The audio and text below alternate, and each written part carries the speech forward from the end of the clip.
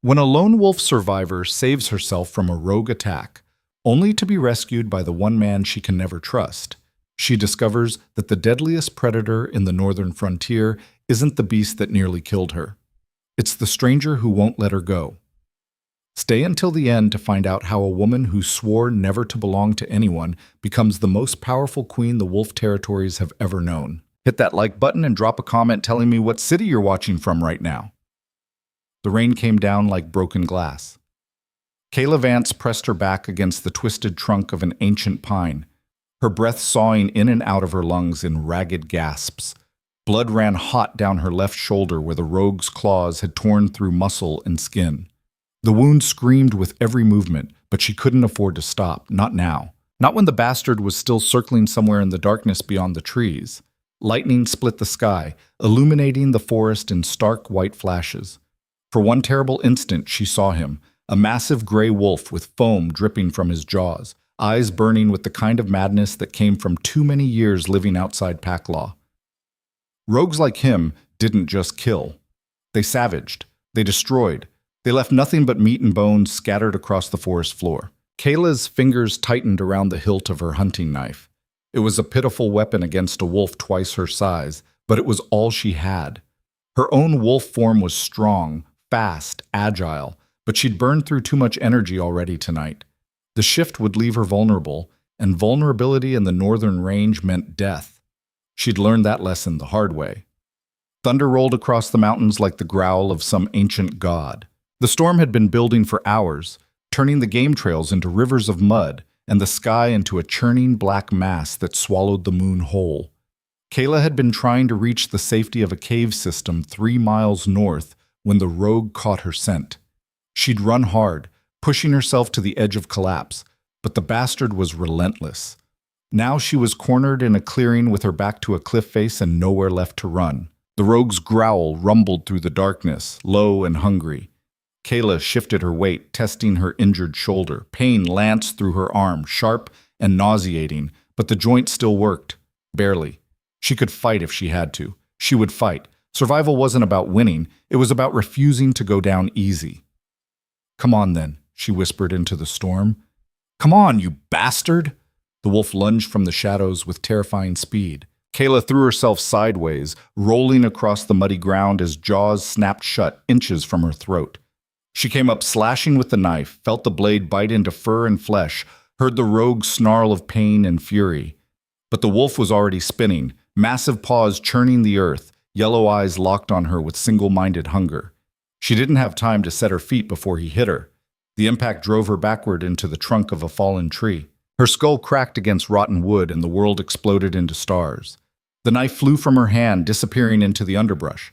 She tasted copper and lightning as the rogue's weight crushed down on her chest, claws digging into her ribs, jaws opening wide to tear out her throat.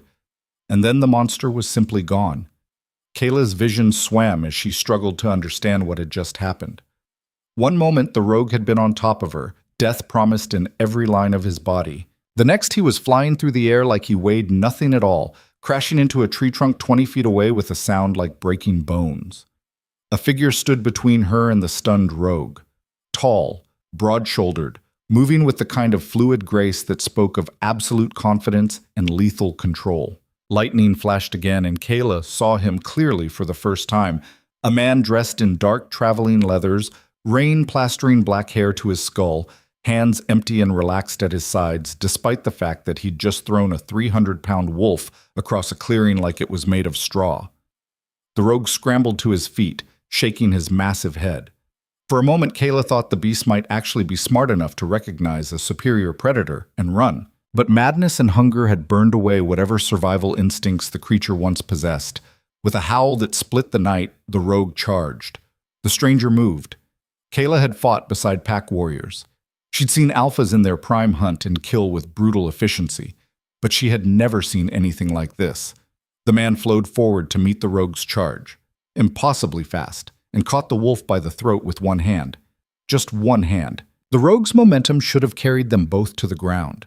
Instead, the stranger simply stopped the attack, holding the thrashing wolf suspended in midair as if gravity itself had ceased to apply. The rogue's claws raked uselessly at the man's arm.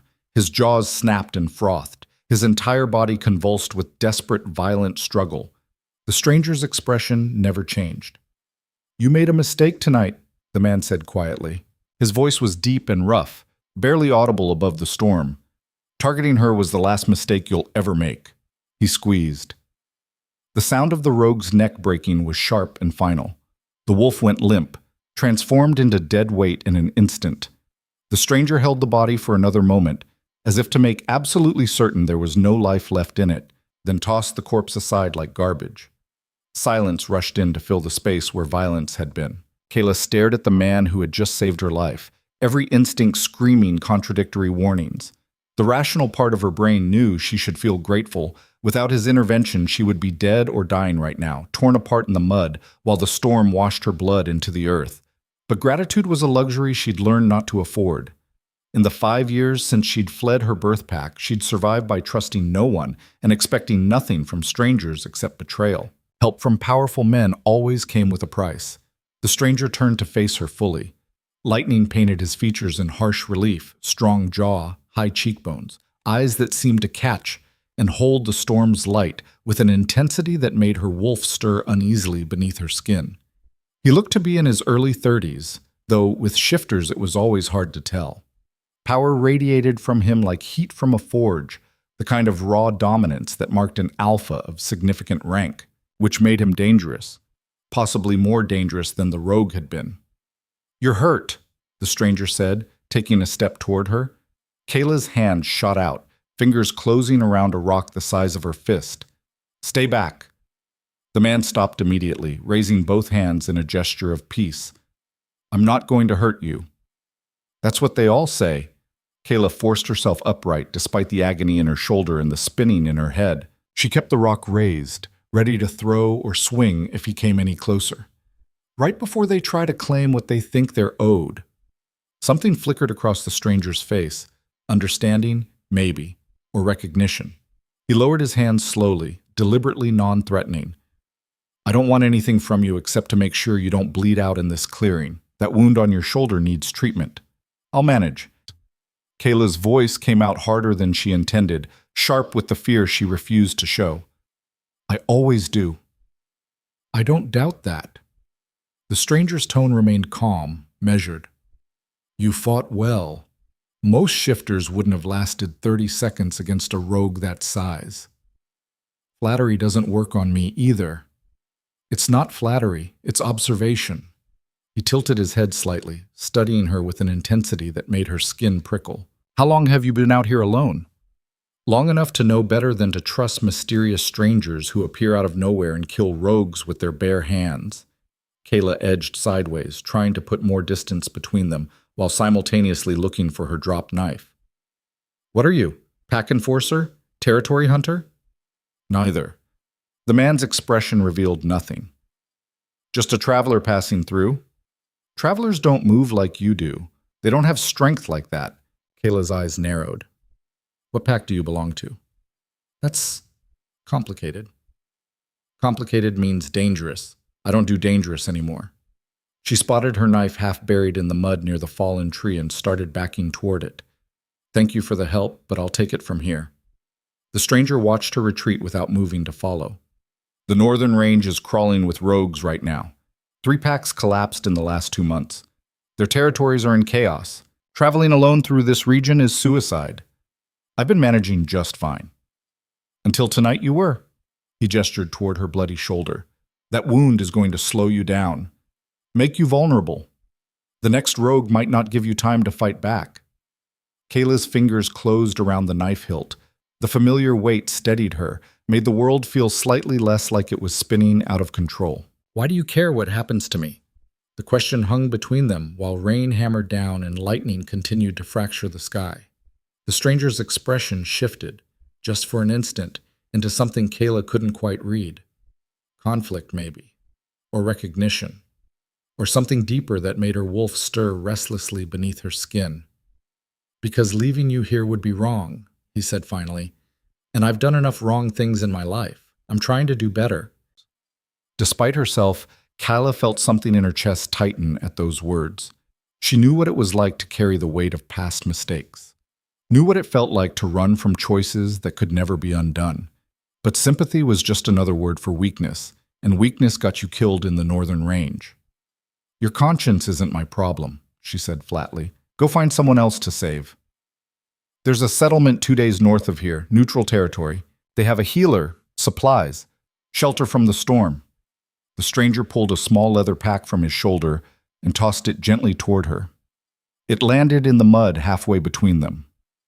There's medical supplies in there. Bandages, antiseptic, painkillers. Take it. Use it. I won't follow you. Kayla stared at the pack, then at the man who had thrown it. Every instinct screamed that this was a trap, that accepting anything from him would create an obligation she couldn't afford. But her shoulder was on fire and she could feel blood still running hot down her arm. She'd lost too much already. Without treatment, the wound would get infected, and an infection in the wild meant a slow, agonizing death. She darted forward, snatched up the pack, and retreated to a safe distance in one fluid motion. The stranger smiled slightly, not mocking, not patronizing, just tired. Like he'd seen this dance before and understood exactly why she was performing it. The settlement is called Haven's Edge. Ask for a woman named Mira. Tell her Ronan sent you. She'll make sure you're taken care of. Ronan, Kayla repeated. The name felt strange on her tongue, familiar somehow, though she'd never heard it before. That's your name? It is. Well, Ronan, I appreciate the supplies, but I'm not going to any settlement, and I'm definitely not dropping your name like some kind of password. She slung the pack over her good shoulder, never taking her eyes off him. I work alone, I travel alone, I survive alone. That's how I've stayed alive this long. I understand. Ronan took a careful step backward, increasing the distance between them. But if you change your mind, the offer stands. Haven's Edge is due north, 2 days hard travel. Follow the river fork when you hit the granite ridge. He started to turn away. Wait. The word left Kayla's mouth before she could stop it. Ronan paused, looking back over his shoulder. She swallowed hard, hating herself for asking but needing to know. Why did you help me? Really? For a long moment, Ronan was silent. Lightning flashed, thunder rolled, and rain continued to pour from a sky that seemed determined to wash the world clean. When he finally spoke, his voice was so quiet she almost couldn't hear it over the storm. Because everyone deserves a chance to survive, even those of us who've forgotten how to ask for help. Then he was moving, slipping into the darkness between the trees with the same impossible grace he'd shown in combat. Within seconds, the forest had swallowed him whole, leaving Kayla alone in the clearing with a dead rogue, a pack full of medical supplies, and more questions than answers. She stood there for a long time, rain plastering her clothes to her skin, blood mixing with mud on her shoulder. Part of her wanted to throw the pack away, to reject the gift and the stranger and everything they represented. Independence was all she had left. It was the one thing she'd fought to keep when she fled her birth pack 5 years ago. Accepting help meant owing someone, and owing someone meant giving them power over you. But the pain in her shoulder was getting worse, and the smell of her own blood was strong enough to attract every predator within a mile radius. Practical survival won out over pride. Kayla dropped to her knees in the mud and opened the pack. Inside she found exactly what Ronan had promised. Bandages, antiseptic, painkillers in a small glass bottle, even a needle and thread for stitching wounds. Everything was high quality, well-maintained, the kind of supplies only someone with significant resources could afford. Which raised the question, what was someone that powerful doing wandering alone through the most dangerous territory in the northern range? Kayla shook her head, forcing the thought away. It didn't matter. She would use his supplies, treat her wound, and then put as much distance between herself and the mysterious Ronan as possible. Whatever his story was, it wasn't hers to unravel. She worked quickly despite the pain, cleaning the wound with antiseptic that burned like liquid fire, then stitching the deepest tears with fingers that shook only slightly. The painkillers helped take the edge off, though they also made her head feel like it was stuffed with cotton. By the time she'd bandaged the shoulder properly, wrapped it tight to keep pressure on the injury, she was exhausted enough that the ground looked inviting despite the mud and the rain. But sleeping here would be suicide. The rogue's blood was everywhere, a beacon for every predator in the territory. She needed to move, find shelter, put ground between herself and this cursed clearing. Kayla forced herself to her feet and oriented north. Haven's Edge, 2 days hard travel. Follow the river fork at the granite ridge. She had no intention of going there. No intention of walking into a settlement where Ronan's name apparently carried weight and asking for help from strangers who would want to know her story. But knowing where the settlement was could be useful. Settlements meant trade routes, and trade routes meant game trails that predators used for hunting. If she could parallel the route to Haven's Edge without actually reaching it, she might be able to find easier traveling and better shelter. It was a plan. Not a great one, but she'd survived on worse. Kayla adjusted the pack on her good shoulder, gripped her knife in her right hand, and started walking. The storm continued to rage around her, turning the forest into a maze of shadows and obstacles. Every step sent fresh pain lancing through her injured shoulder, but she gritted her teeth and kept moving. Pain meant she was alive. Alive meant she still had a chance. And Kayla Vance had built an entire existence on the foundation of refusing to give up. She made it 3 miles before collapsing. The shelter was barely worthy of the name, a shallow cave formed by 2 massive boulders that had tumbled together at some point in the distant past. But it was dry, defensible, and hidden enough that she felt reasonably safe building a small fire to dry her clothes and warm her freezing body. Kayla sat with her back against cold stone, staring into the flames while rain continued to hammer down outside her tiny sanctuary. Her shoulder throbbed despite the painkillers, a steady pulse of agony that promised infection if she wasn't careful. She'd need to change the bandages in the morning, clean the wound again, maybe take more of the antibiotics she'd found in the bottom of Ronan's pack. Ronan. The name kept circling through her exhausted mind like a wolf on a hunt. She couldn't shake the memory of how he'd moved, how he'd killed the rogue with terrifying ease, how his eyes had seemed to see straight through all her defenses to the frightened woman hiding underneath. Everyone deserves a chance to survive, he'd said, even those of us who've forgotten how to ask for help. Those weren't the words of a simple traveler. They were the words of someone who understood what it meant to be alone in the dark, fighting battles no one else could see. Kayla wrapped her arms around her knees and rested her forehead against them. 5 years. 5 years since she'd fled the Blackridge pack in the middle of the night, running from an arranged mating to the alpha heir that would have destroyed everything she was. Her father had been furious. Her mother had cried. The heir, Marcus, his name had been Marcus, had sworn he would find her and make her regret her disobedience. So far, he hadn't succeeded. But that didn't mean he'd stopped looking. The northern range was vast and wild, full of places where a lone wolf could disappear if she was smart and careful. Kayla had become both. She'd learned to hunt and fight, to read the weather and the land, to survive on instinct and determination when supplies ran out. She'd made herself into something harder than the girl who'd fled her pack, something sharp and unbreakable, something alone. The fire crackled and popped, throwing dancing shadows across the stone walls. Outside, the rain began to slow, the storm finally exhausting itself after hours of violence. Kayla knew she should sleep, should take advantage of the shelter while she had it.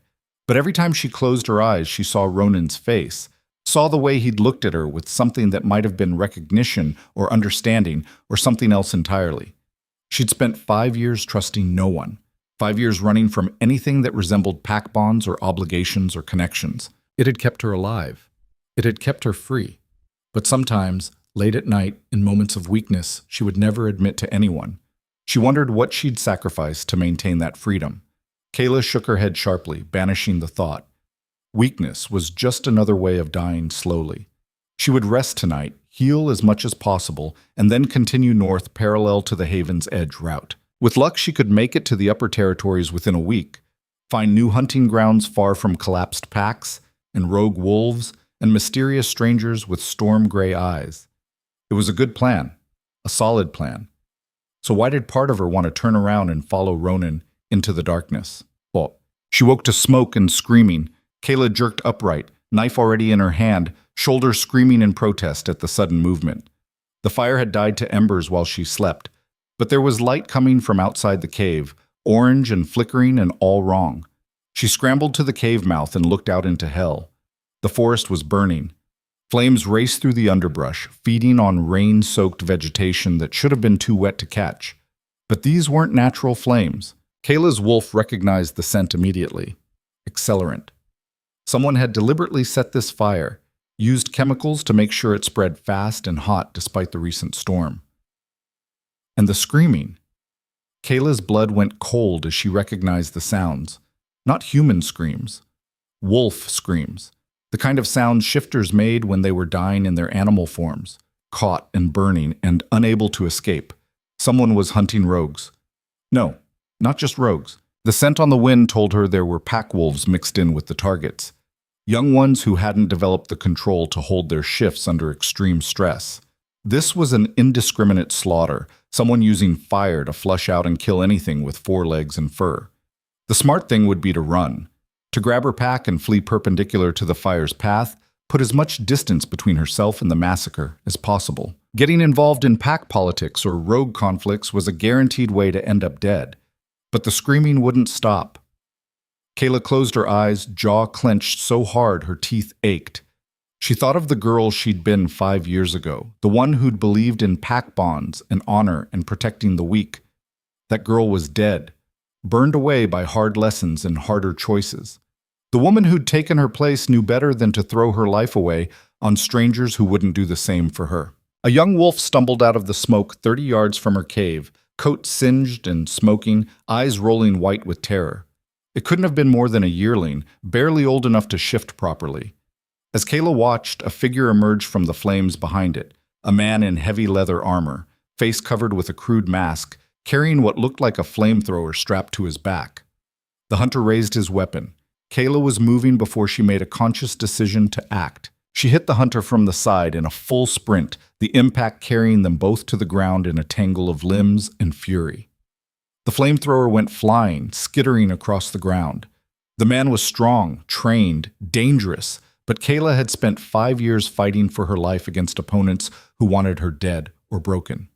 She fought dirty, fought mean, fought with the desperate ferocity of someone who knew she would only get one chance. Her knife found the gap between his armor plates and sank deep into his side. The hunter screamed and thrashed, but Kayla held on, twisting the blade, feeling hot blood pour over her hand.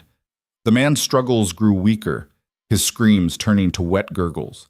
She held him down until he stopped moving entirely, until she was absolutely certain there was no life left in his body.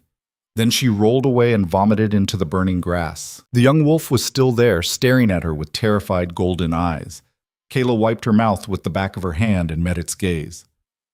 "Run," she said hoarsely. "North. Follow the river fork at the granite ridge. There's a settlement called Haven's Edge. You'll be safe there." The wolf didn't need to be told twice. It turned and bolted into the darkness, disappearing within seconds. Kayla grabbed the hunter's flamethrower and smashed it against a rock until it was nothing but twisted metal and leaking fuel. Then she caught the scent of more hunters moving through the smoke, coordinating their attack, driving prey toward kill zones with practiced efficiency. This wasn't random violence. This was organized, systematic. This was an extermination. Kayla ran. She moved through the burning forest like a ghost, using every trick she'd learned in 5 years of survival. Twice she spotted groups of wolves, rogues and pack members mixed together, fleeing the flames. 3 times she encountered hunters and led them away from the refugees, buying time with her blood and blade. By the time she finally broke clear of the fire zone, her entire body was one massive bruise, and her shoulder wound had torn open again, bleeding freely through the bandages. But she was alive, and she'd saved at least a dozen wolves who would have burned if she'd stayed in her cave. Kayla collapsed against a tree trunk, gasping for breath, trying to process what had just happened. The hunters had been organized, well-equipped, and utterly ruthless. They'd killed without discrimination, targeting anything that looked like wolf, regardless of pack affiliation or rogue status. That kind of systematic violence required resources and planning. It required backing from someone powerful. A twig snapped behind her. Kayla spun, knife raised, ready to fight or die trying, and found herself staring at Ronan. He looked different than he had in the clearing. Harder, more dangerous. There was blood on his hands and his clothes, and his eyes held the kind of cold fury that made her wolf want to tuck its tail and submit. "The hunters are dead," he said quietly. "All of them. They won't be burning anyone else tonight." Kayla lowered her knife slowly. "You killed them?" "Yes." "Why?" "Because they were killing innocents. Because systematic murder is an abomination." Ronan's gaze swept over her, taking in her injuries, the blood, the exhaustion. You should have run. You should have saved yourself. Yeah, well, Kayla managed a weak smile. I've never been good at doing what I should. Something shifted in Ronan's expression. Respect, maybe, or recognition. The wolves you saved are heading to Haven's Edge. I sent runners ahead to make sure they'll be received safely. Good. Kayla tried to stand and nearly collapsed. Her legs simply wouldn't support her weight anymore. That's good. Ronan moved faster than she could track, catching her before she hit the ground. His arms were strong and steady, holding her with a gentleness that contradicted the violence she knew he was capable of. Kayla wanted to push him away, to maintain the independence that had kept her alive this long, but she was so tired of fighting alone. Let me help you, Ronan said quietly, just for tonight, just until you're strong enough to walk away. Kayla looked up into storm-gray eyes and saw something there that made her chest tight. Not pity, not possession, just understanding. The kind of bone-deep recognition that came from meeting someone who'd walked the same hard roads and carried the same heavy scars. One night, she whispered, and then I'm gone. One night, Ronan agreed. He lifted her like she weighed nothing at all and started walking north through the smoke-stained darkness. Kayla rested her head against his chest and listened to the steady drum of his heartbeat, strong and sure and utterly unafraid. For the first time in 5 years, she let someone else carry the weight, and the sky above them began, finally, mercifully, to clear. The journey to Haven's Edge took 3 days instead of 2. Kayla's injuries slowed them down more than she wanted to admit. The shoulder wound had reopened during the fight with the hunters, and despite Ronan's careful treatment each evening, infection set in on the second day. Fever came with it, waves of heat that left her shaking and disoriented, mumbling things she would never have said in her right mind. Ronan never left her side. He carried her when she couldn't walk, hunted when they needed food, kept watch while she thrashed through feverish nightmares. He didn't ask questions about her past or demand explanations for why a young woman was wandering the northern range alone. He simply helped. And that terrified Kayla almost as much as the fever did. By the time the settlement walls came into view through the trees, she'd regained enough strength to walk on her own, though Ronan stayed close, ready to catch her if she stumbled. That's Haven's Edge, he said, nodding toward the fortified compound ahead. You'll be safe there. Kayla studied the settlement with a tactical eye. Heavy timber walls, guard towers at each corner, a single reinforced gate that could be sealed against attack. Smart construction for a territory surrounded by rogue wolves and collapsing packs. But walls also meant rules. Rules meant authority figures asking questions she didn't want to answer. I'm not staying, she said. Ronan glanced at her, expression unreadable. Your shoulder needs proper medical attention, a real healer, not field dressing and hope. I'll manage. You said that before, right before you collapsed in a burning forest. Kayla's jaw tightened. That was different. How? Because I chose to fight. I didn't have to save those wolves. I didn't have to... She stopped herself, frustrated by how defensive she sounded. Look, I appreciate everything you've done, really, but I work alone. Once I'm patched up, I'm gone. Where will you go?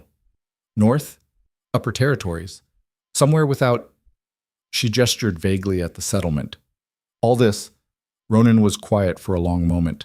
When he spoke again, his voice was softer, edged with something that might have been understanding or regret. Running gets exhausting eventually, trust me. I know. Yeah, well, it's kept me alive this long. Alive isn't the same as living.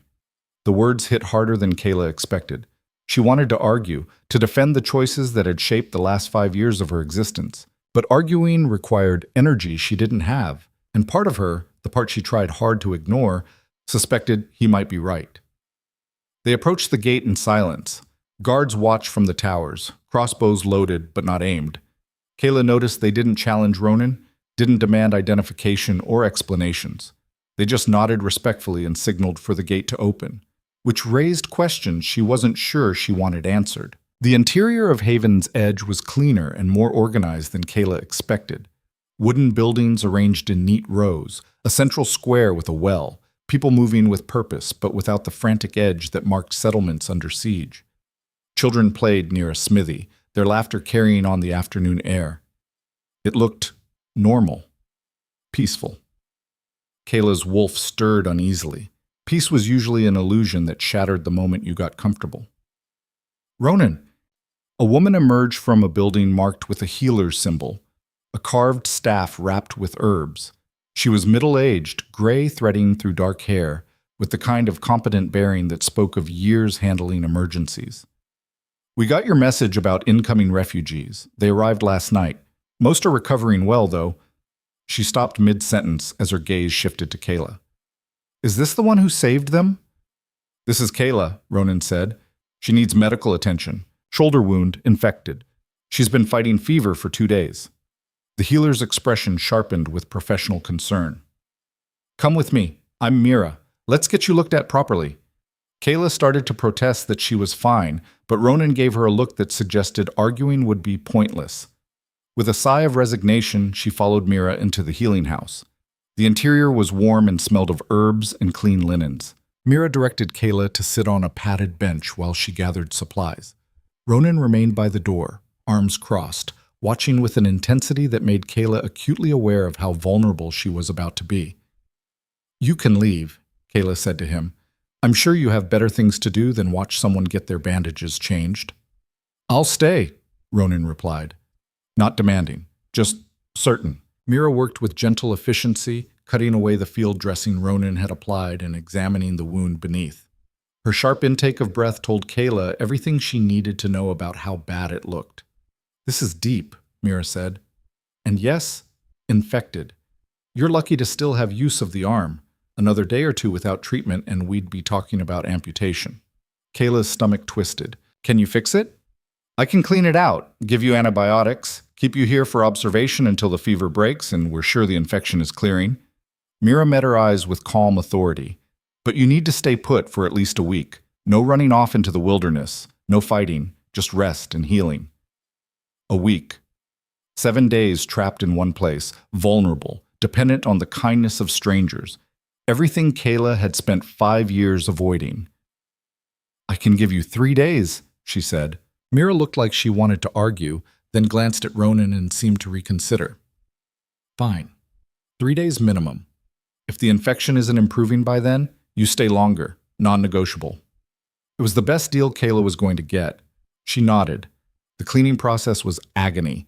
Mira was skilled but thorough, scraping away infected tissue and flushing the wound with solutions that burned like molten silver. Kayla gritted her teeth and focused on breathing, refusing to show weakness, even though sweat poured down her face and her vision grayed at the edges. Ronan moved closer without her noticing, his hand suddenly there for her to grip. Kayla latched onto it without thinking, squeezing hard enough that she should have heard bones creak. But Ronan's expression never changed. He just held steady, an anchor in the storm of pain. When it was finally over, Kayla's shoulder was wrapped in clean bandages soaked with healing salves, and she felt like she'd been trampled by a herd of elk. "There's a room upstairs where you can rest," Mira said, washing her hands in a basin. "I'll check on you every few hours, make sure the fever isn't spiking. Do you need help getting up there?" "I can manage." Kayla started to stand, swayed dangerously, and felt Ronan's steadying hand on her good arm. "Let me help," he said quietly. Too exhausted to argue, Kayla allowed him to guide her up the narrow stairs to a small but clean room with a real bed, the first she'd seen in months. The sight of it made her want to weep with relief. Ronan helped her sit on the edge of the mattress. "Get some rest. I'll be nearby if you need anything." "Why are you doing this?" The question escaped before Kayla could stop it. "You don't know me. You don't owe me anything. So why help?" Ronan was quiet for a long moment, his storm-gray eyes searching her face. "Because I've been where you are. Running, alone, convinced that needing anyone was the same as being weak." He paused. "It took me a long time to learn that survival and isolation aren't the same thing." "What changed?" "I stopped running long enough to remember who I was before fear made all my decisions for me." Kayla wanted to ask what he was running from. What kind of fear could drive someone as powerful as Ronan into the wilderness? But exhaustion was pulling her under like a riptide, and the bed was so soft, and for the first time in days she felt almost safe. "Thank you," she whispered. When she woke, night had fallen and someone was arguing downstairs. Kayla sat up carefully, testing her shoulder. It still hurt, but the sharp agony had dulled to a manageable throb. The fever had broken while she slept, leaving her weak but clear-headed. She could hear voices rising through the floorboards, Mira's calm tones, and a man's angry shouts. Harboring a criminal, she admitted to killing one of the hunters. "She killed a man who was burning refugees alive," Mira replied evenly. "That's not murder. That's justice. Justice is for the courts to decide, not some rogue wolf with blood on her hands." Kayla's blood went cold. She moved to the stairs, descending as quietly as her battered body allowed. The main floor of the healing house was occupied by Mira, Ronan, and 3 men wearing the insignia of settlement guards. The lead guard was a thick-necked man with a scarred face and cold eyes. He spotted Kayla immediately. "There she is, Kayla Vance of the Black Ridge Pack. You're under arrest for the murder of Jonathan Cross, licensed hunter operating under territorial authority." Licensed hunter. Territorial authority. The words rearranged themselves in Kayla's mind into a picture she didn't want to see. The massacre in the forest hadn't been random violence. It had been sanctioned, authorized by someone with enough power to issue hunting licenses in the northern range. "He was killing innocents," Kayla said, keeping her voice steady despite the fear clawing at her throat. "Children, refugees, people who had done nothing wrong. He was eliminating rogue wolves under standing orders from the Territorial Council. Your interference resulted in his death and the escape of confirmed threats." The guard stepped forward, hand on the sword at his hip. "You're coming with us." Ronan moved between them with fluid grace. "She's not going anywhere." The guard's eyes narrowed. "Step aside, traveler. This doesn't concern you." "Everything that happens in my territories concerns me." The temperature in the room seemed to drop 10 degrees. The guard's aggressive posture wavered, uncertainty flickering across his scarred face. "Your territories? You can't be—" "Tell your territorial council that if they want to continue operating in the northern range, they'll answer for authorizing the slaughter of refugees." Ronan's voice was soft but carried the weight of absolute authority. "And if they send anyone else to arrest this woman, they'll answer to me personally." The guards exchanged nervous glances. The lead man's hand dropped from his sword. "The council won't like this." "The council can bring their complaints to me directly. You know where to find me now." It was a dismissal. The guards knew it. They backed toward the door, keeping wary eyes on Ronan until they were outside. The moment the door closed behind them, Kayla's legs gave out. Mira caught her before she hit the floor. "Easy. You're still recovering." "Who the hell are you?" Kayla stared at Ronan, seeing him clearly for the first time. The way people had deferred to him at the gate. The way Mira had glanced at him before making decisions. The way 3 armed guards had backed down from a single soft-spoken command. "What do you mean, my territories?" Ronan's expression was carefully neutral. "We should talk. But not here. Not tonight. You need to rest." "No." Kayla pulled away from Mira's support, forcing herself to stand on her own. "No more secrets, no more running from answers. Tell me who you are." The silence stretched between them like a blade. "My name is Ronan Vale," he said finally, "and I'm the Alpha King of the Northern Territories." The words didn't make sense at first. Kayla's mind rejected them, searching for alternative explanations. The Alpha King was a legend, a title from old stories about unified wolf territories and single rulers who commanded absolute loyalty. That kind of power hadn't existed in generations.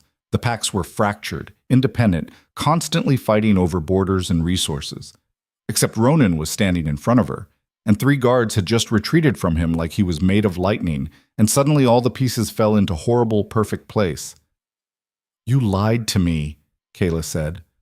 Her voice sounded distant, detached. "In the clearing, on the road, you pretended to be just another traveler." "I didn't lie. I just didn't tell you everything."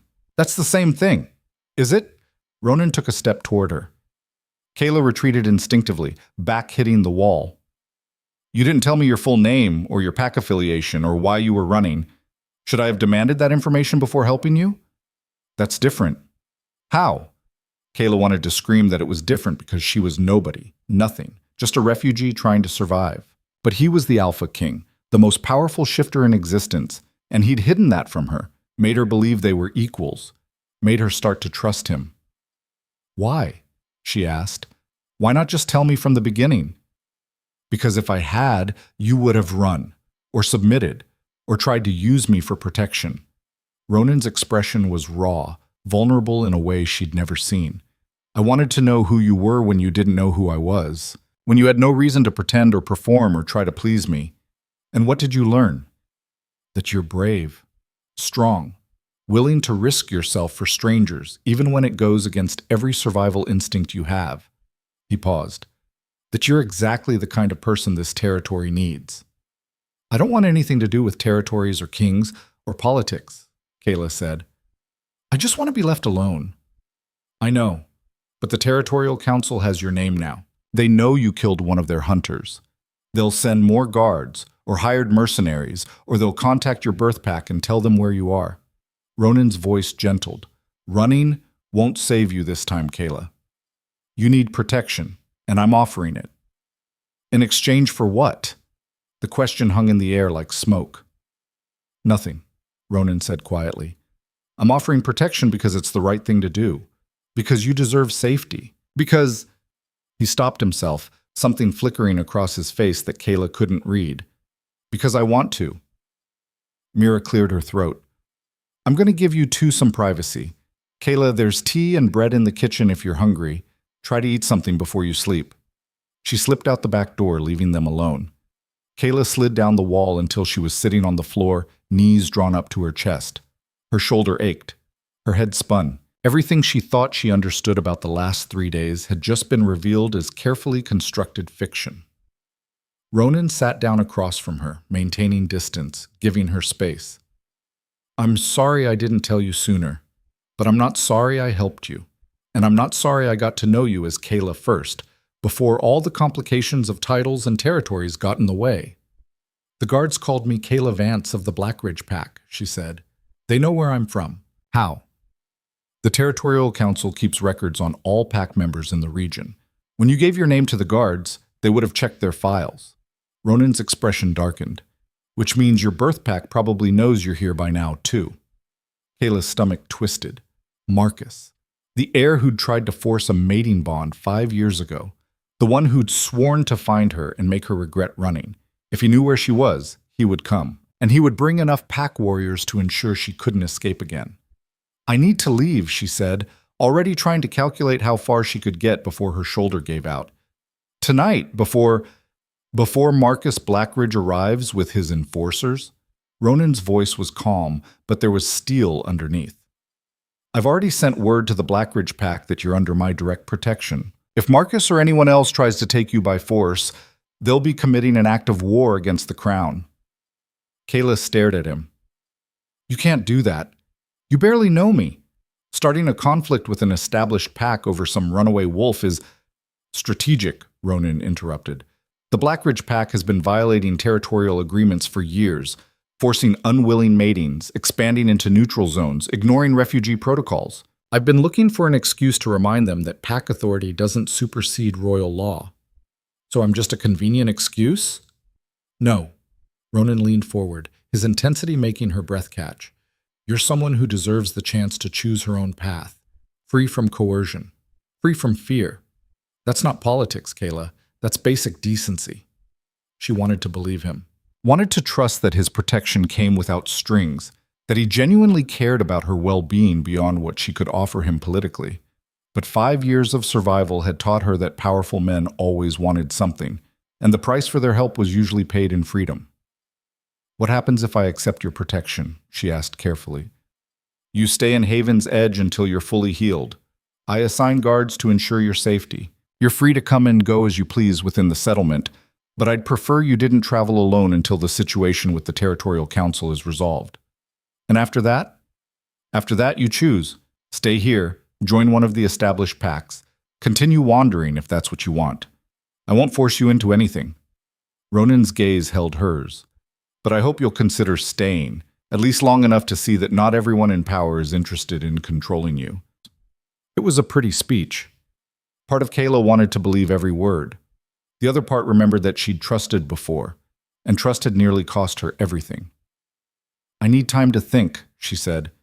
"Take all the time you need." Ronan stood, offering her a hand up. She ignored it, pushing herself to her feet on her own.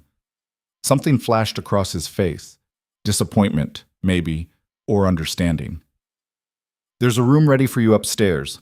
I'll have guards posted outside the healing house tonight. Not to keep you in," he added quickly. "To keep others out." Kayla nodded stiffly. "Thank you." She made it halfway up the stairs before his voice stopped her. "Kayla?" She looked back over her shoulder.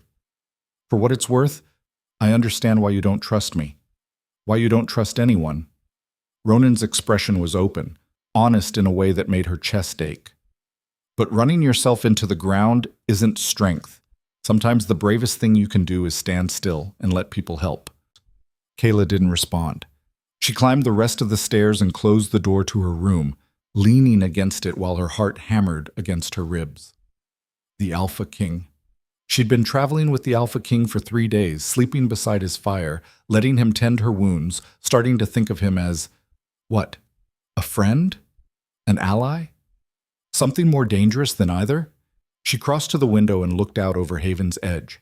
Lights flickered in windows. Smoke rose from chimneys. People moved through the streets with the easy confidence of those who felt safe in their own home. Kayla had forgotten what that felt like. A knock on the door made her jump. "Yes?" "It's Mira. I brought food." Kayla opened the door to find the healer holding a tray laden with bread, cheese, soup, and tea. The smell made her stomach clench with sudden, desperate hunger. "Eat," Mira said, setting the tray on a small table. "You're going to need your strength for what's coming." "What's coming?" Mira's expression was sympathetic. Marcus Blackridge crossed into royal territory an hour ago with 20 enforcers. He's demanding an audience with Ronan to discuss the return of stolen property. She paused. "I assume he means you." Kayla's blood ran cold. 20 enforcers, that's a small army, Mira finished. "Yes, but Ronan has called in his own forces. By morning, this settlement will have enough royal guards to make Marcus think twice about starting a fight." She moved toward the door, then paused. "For whatever it's worth, I've known Ronan for 10 years. He doesn't make promises he can't keep. If he says you're protected, you're protected." After Mira left, Kayla forced herself to eat despite her churning stomach. The food was good, hearty, and warm, but it tasted like ash in her mouth. Marcus was coming, the man who tried to force a bond she didn't want, who'd made it clear that her consent was optional in his eyes. And now he had 20 warriors at his back and a legal claim, however false, to her return. She should run. Right now. Slip out the window, disappear into the forest, and keep running until she was so far north that even Marcus couldn't track her. But Ronan's words echoed in her mind. Sometimes the bravest thing you can do is stand still. Kayla moved to the window and looked out at the settlement walls. Guards were already taking up positions, their movements efficient and professional. She spotted Ronan in the central square, speaking with a group of heavily armed warriors who listened with the absolute attention that marked elite soldiers. He glanced up as if feeling her gaze, and their eyes met across the distance. Kayla's wolf stirred, responding to something she didn't want to name. Recognition, connection. The pull of something that felt dangerously close to fate. She turned away from the window and sat on the bed, mind racing. Every instinct screamed at her to run, to protect herself the way she'd always done.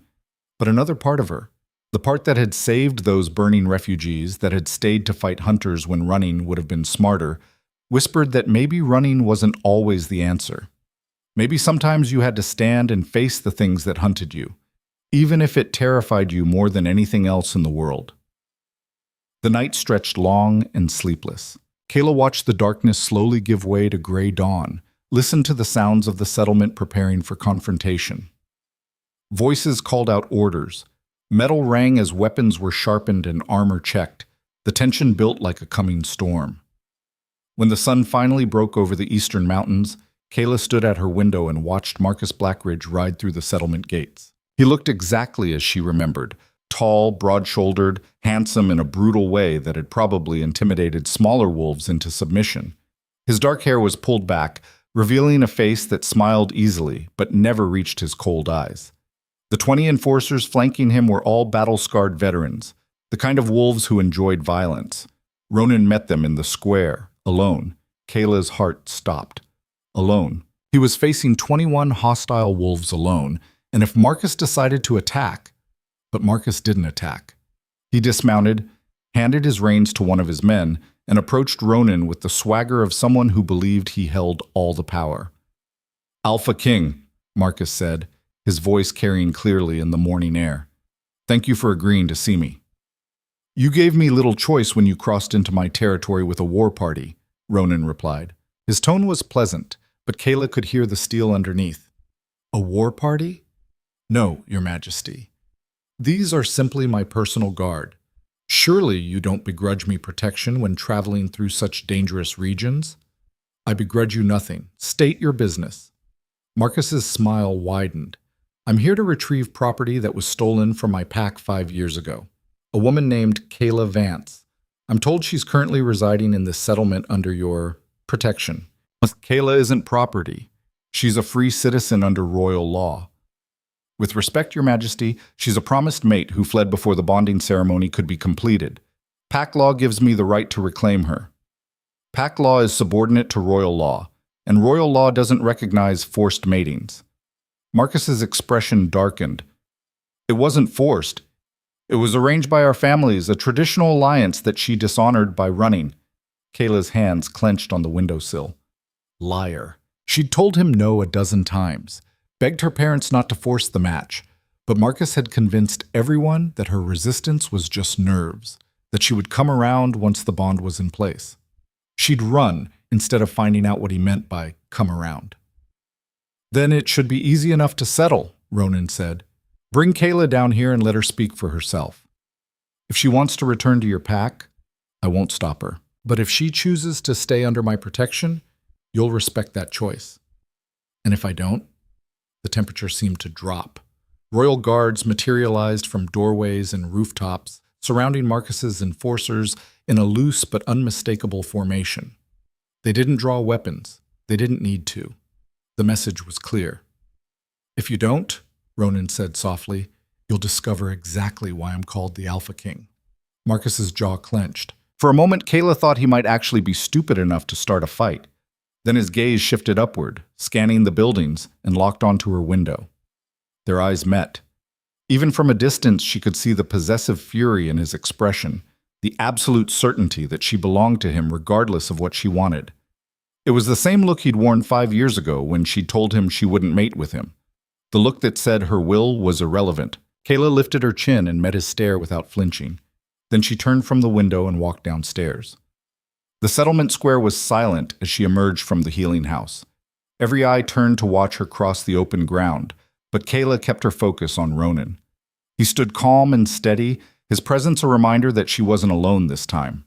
She stopped beside him, close enough to feel the heat radiating from his body, and faced Marcus directly. "Hello, Marcus," she said. Her voice was steady, strong, nothing like the frightened girl who'd fled in the night. "It's been a long time." "Kayla." Marcus's smile was warm, practiced, completely false. "You look well. Life as a rogue seems to suit you." "I'm not a rogue, I'm free." "You're a runaway who abandoned her responsibilities and dishonored her family." The warmth drained from his voice. "Come home. Your father is willing to forgive this embarrassment if you agree to fulfill your obligations." My obligation to marry you?" "Yes. I refused that arrangement 5 years ago. My answer hasn't changed." Marcus's expression hardened. "You don't have a choice. The agreement was made. The alliance can go to hell," Kayla interrupted. "I don't want to mate with you. I've never wanted to mate with you. And no amount of family politics or pack law is going to change that." The enforcers shifted restlessly. Marcus's hand clenched at his side, and for a moment Kayla saw the rage beneath his civilized mask. This was the man who'd cornered her in her room the night before she fled, who'd told her that resistance only made the chase more exciting. "You're making a mistake," Marcus said softly. "The Alpha King's protection won't last forever. Eventually, you will be alone again. And when that happens, I will find you. I will bring you home. And I will make sure you never run again. Ronan moved then, positioning himself between Marcus and Kayla with deliberate finality. Are you threatening a woman under my direct protection? I'm explaining reality to a confused girl who doesn't understand the consequences of her choices. She understands perfectly, and she's made her choice clear. Ronan's voice dropped to something that made Kayla's wolf want to submit in pure instinct. Leave my territory, Marcus Blackridge. Don't come back. If you attempt to contact Kayla again, through messengers, letters, or hired agents, I will consider it an act of aggression against the crown. You would start a war over one woman? I would uphold the law. If you choose to make that a war, the consequences are yours to bear. For a long, terrible moment, the square balanced on the edge of violence. Then Marcus laughed, sharp and bitter, and shook his head. Keep her then. When she runs from you the way she ran from me, don't say I didn't warn you. He turned to his enforcers. Mount up. We're leaving.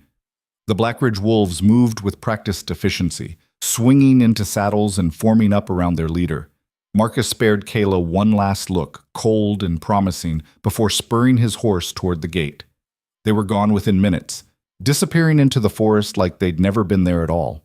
Kayla's legs went weak. She would have fallen if Ronan hadn't caught her, his hand steady on her arms.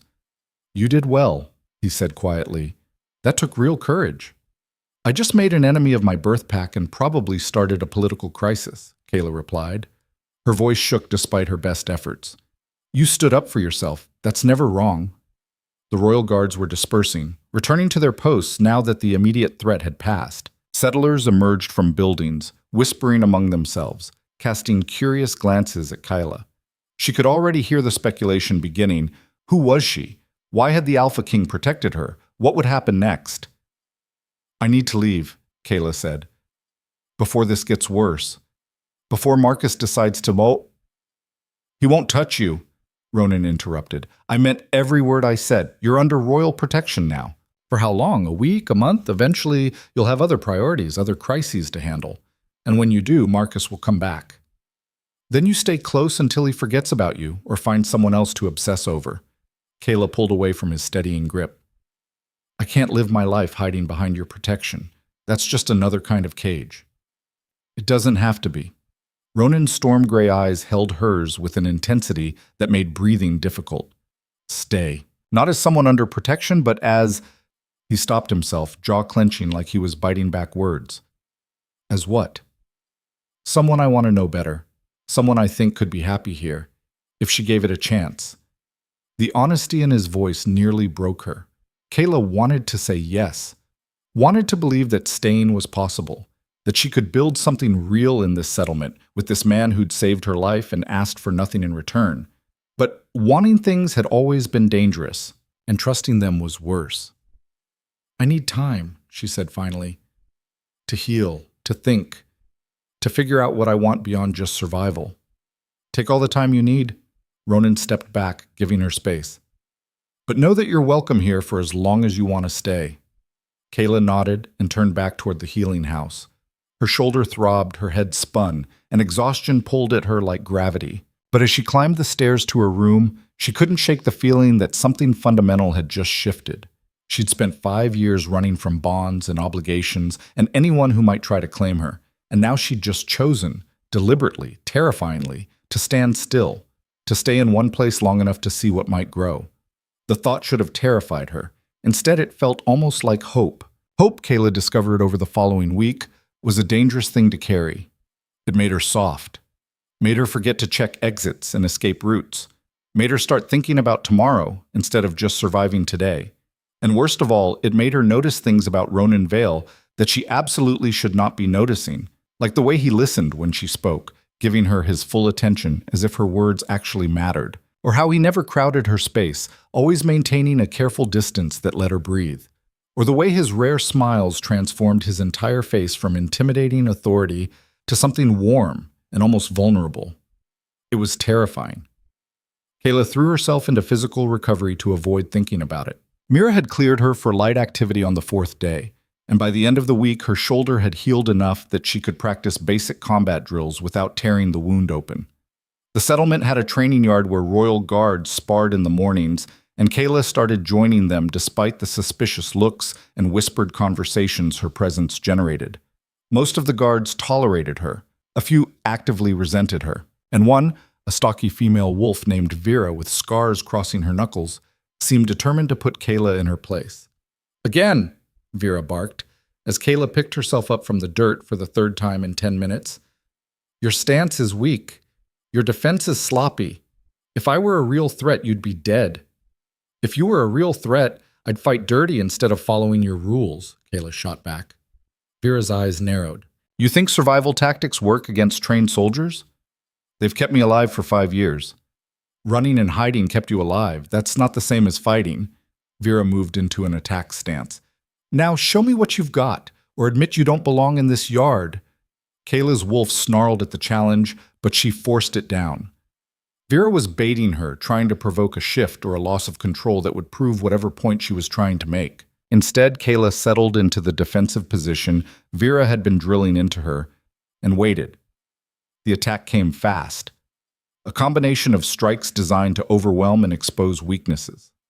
Kayla blocked, redirected, gave ground where she needed to, and held where she could. Her shoulder screamed in protest, but she ignored it, focusing entirely on reading Vera's movements and responding with controlled precision. For the first time all morning, she didn't end up on her back. Vera stepped back, breathing hard. Something that might have been approval flickered across her scarred face. "Better. You're learning." "High praise from you," Kayla muttered, rolling her aching shoulder. "Don't let it go to your head. You're still at least 6 months of training away from being competent." Vera grabbed a water skin and took a long drink. "But you've got instincts. Raw talent. If you stay long enough, I might be able to make you into something dangerous. If you stay." The words hung between them like a question Kayla wasn't ready to answer. "Why do you care whether I stay or not?" Kayla asked. "Half the settlement thinks I'm a political liability. The other half thinks I'm using the Alpha King for protection." "Because Ronan thinks you're worth protecting," Vera said bluntly, "and Ronan's judgment is the only one that matters to me. You're loyal to him. I owe him my life. We all do." Vera's expression softened slightly. "He found me dying in a rogue camp 8 years ago. Brought me to Haven's Edge, made sure I got treatment, offered me a place in his guard when I recovered. Never asked for anything in return except that I helped build something worth protecting." It was the most personal information anyone in the settlement had shared with Kyla.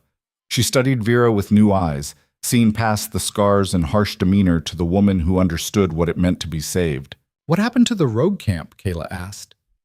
"Ronan burned it to the ground." Vera's smile was sharp and satisfied. "Every single one of those bastards who'd kept me prisoner. He made sure they could never hurt anyone else." The image settled into Kayla's mind. Ronan as both savior and destroyer, capable of extraordinary gentleness and brutal violence depending on what the situation required. It should have scared her. Instead, it made something in her chest pull tight with recognition. She understood that duality. Had lived it herself in the clearing when she chose to save burning refugees instead of running. "He's watching you, by the way," Vera said casually. "Has been for the last 10 minutes. Kayla's head snapped up. Sure enough, Ronan stood at the edge of the training yard, arms crossed, expression unreadable. Their eyes met across the distance and Kayla felt that pull again, the one she'd been trying to ignore, the one that felt dangerously like fate. He started walking toward them. "I'll leave you two alone," Vera said, her tone suggesting she knew exactly what kind of tension was building. "Same time tomorrow, Vance. Don't be late." Kayla watched her go, then turned to face Ronan. Up close he looked tired, shadows under his eyes that suggested he hadn't been sleeping well. Running a kingdom was probably exhausting. Running a kingdom while dealing with political crises caused by protecting random wolf refugees was probably worse. "You don't have to train with the guards," Ronan said. "If Vera's being too harsh, she's fine. I asked for her help." Kayla grabbed a towel and wiped sweat from her face. "I need to get stronger, fast. In case—" She stopped herself. "In case you need to run again," Ronan finished quietly. The words stung more than Kayla expected. "I didn't mean it like that." "Didn't you?" Ronan's storm-gray eyes searched her face. "You've been here a week. Your shoulder is healing well. You're regaining your strength, and every day I can see you calculating distances, memorizing routes, preparing for the moment you disappear. That's not fair, isn't it? He stepped closer, and Kayla's breath caught at the intensity in his expression. I'm not blind, Kayla. I see the way you position yourself near exits, the way you keep your belongings packed and ready, the way you flinch every time someone mentions the future. Because futures are dangerous, Kayla said. They make you vulnerable. They give people leverage. They also give you something to fight for beyond just survival. Survival is all I know. Then maybe it's time to learn something new. Ronan's voice gentled. Stay. Not out of obligation or fear or political necessity. Stay because you want to see what might be possible if you stopped running long enough to build something real. Kayla's chest felt too tight.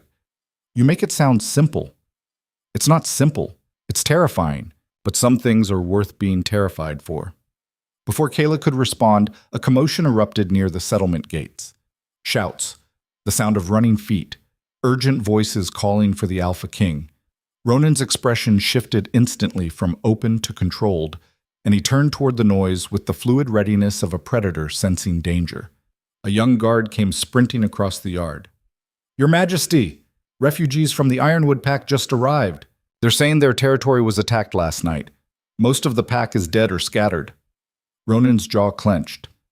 Attacked by who? They don't know. The survivors said it was coordinated, professional. Whoever hit them knew exactly where to strike to cause maximum damage. How many survivors? 15, mostly women and children. They barely made it out. Ronan was already moving, and Kayla found herself following without conscious decision. They reached the gates to find a cluster of terrified wolves, some in human form, some still stuck in their animal shapes from the trauma. All of them were injured, bleeding, eyes wide with shock. Mira was already there, directing her assistants to start triage. Get the children inside first.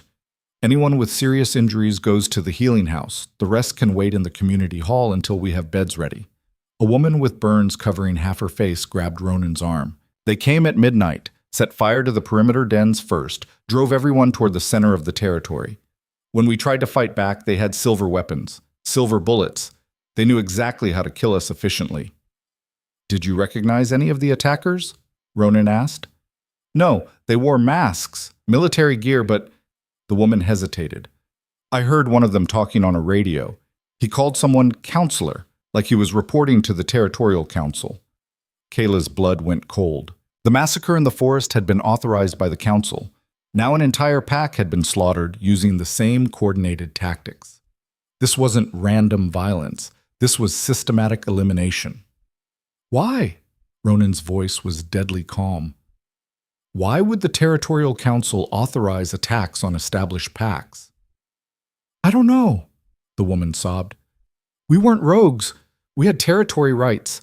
We followed the laws. Why would they— Get her to the healing house, Ronan told Mira. Make sure all the survivors are cared for. He turned to the assembled guards. I want a full perimeter watch. Double shifts. No one comes in or out without my direct authorization. What about the council? Vera asked. If they're behind this, then I'm going to the capital to get answers. Ronan's expression was granite hard. And if I don't like what I hear, there's going to be a reckoning. Over the next 3 days, more refugees arrived. Survivors from the Silvermane Pack, the Redstone Pack, the Valley Runners. All of them told the same story, coordinated midnight attacks by masked soldiers carrying silver weapons and military equipment. Entire packs wiped out or scattered. Territories left burning and empty. The Territorial Council was conducting a genocide. Haven's Edge swelled with displaced wolves until every building was full and people were sleeping in tents outside the walls. Tensions ran high. Supplies started running low. And fear spread like infection as everyone waited for the night the masked soldiers would come for them. Kayla threw herself into helping however she could. She assisted Mira in the healing house, organized supply distribution, helped build temporary shelters. Anything to keep her hands busy and her mind off the growing certainty that staying in Haven's Edge had put her directly in the path of something catastrophic. On the fourth night after the first refugees arrived, Ronan called a council meeting in the main hall. Every influential wolf in the settlement packed into the space, pack representatives, guard captains, community leaders. Kayla slipped in through a side door and positioned herself against the back wall where she could watch and listen without being noticed. Ronan stood at the front of the hall, maps spread on the table before him. The pattern is clear. The Territorial Council is systematically eliminating every pack in the Northern Range that refuses to submit to their authority.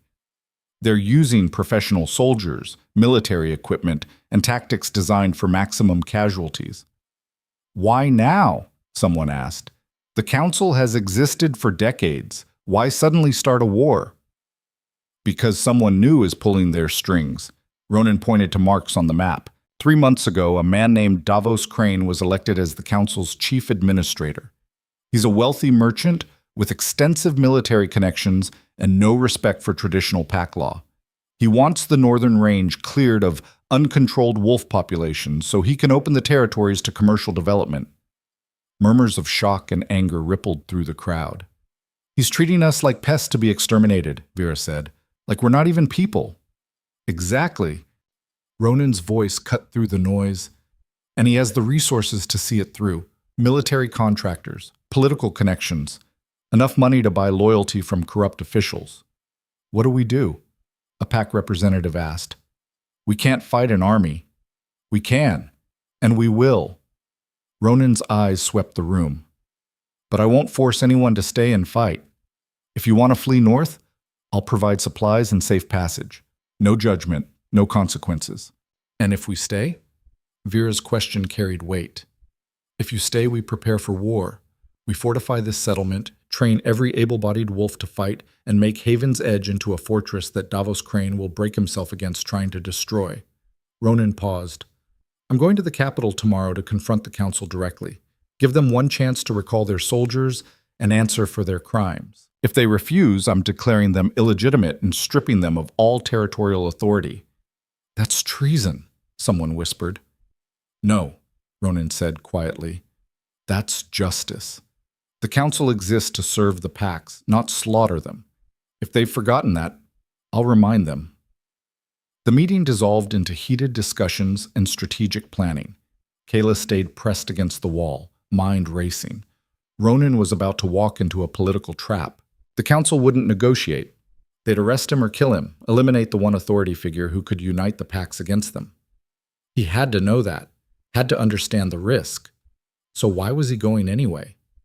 Kayla slipped out of the hall and caught up with Ronan in the square. You can't go to the capital. He turned, surprise flickering across his face. You were at the meeting. Of course I was, and I heard you volunteer for a suicide mission. Kayla grabbed his arm. The council won't negotiate. They'll see you as a threat to their power and eliminate you. Probably, Ronan agreed, but I have to try. I have to give them the chance to back down before this becomes a full-scale war. Why? Why risk yourself when you could just fortify here and wait them out? Because I'm the Alpha King. Ronan's expression was resolute. These people look to me for leadership, for protection. I can't ask them to fight and die while I hide behind walls. I have to show them I'm willing to put myself on the line first. That's not leadership, that's martyrdom. Maybe, but it's the right thing to do. Kayla wanted to scream at him, wanted to shake sense into him, wanted to chain him to the settlement and prevent him from walking into certain death. But the determination in his eyes told her that arguing was pointless. Then I'm coming with you, she said. Absolutely not. You don't get to decide that. Kayla, you've protected me for weeks. Let me return the favor.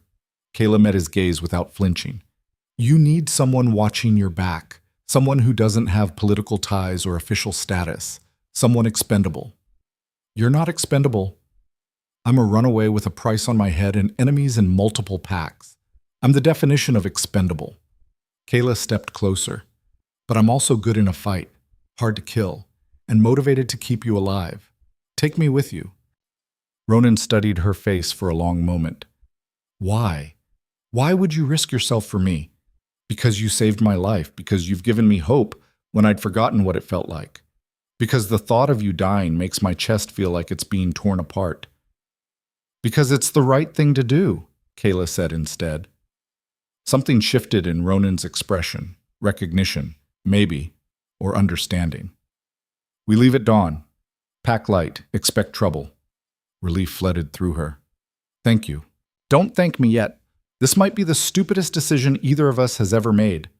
Kayla smiled despite the fear coiling in her stomach. Wouldn't be the first time. They left before sunrise with a small escort of royal guards. Vera led the group, her scarred face set in grim determination. The journey to the capital would take 2 days hard riding, and every mile brought them closer to the heart of enemy territory. The first day passed without incident. They made camp that night in a defensible clearing, posting sentries and keeping fires small. Kayla found herself unable to sleep, staring up at the stars and wondering if she'd made a terrible mistake. Ronan sat down beside her without asking permission. Can't sleep either? Too much thinking. Want to share what you're thinking about? Kayla hesitated, then decided honesty was easier than deflection. About how much has changed in 3 weeks. A month ago I was alone in the wilderness, convinced that staying isolated was the only way to survive. Now I'm riding into the capital to help prevent a genocide. Regret coming? No, but I'm terrified. Good. Fear keeps you sharp. Ronan was quiet for a moment. Can I ask you something personal? You can ask. I might not answer. Why did you really run from the Blackridge pack? Not the official reason about refusing Marcus. The real reason. Kayla pulled her knees to her chest. Because I realized that if I stayed, I would disappear. Not die, disappear. Become exactly what they wanted me to be, until there was nothing left of who I actually was. She paused.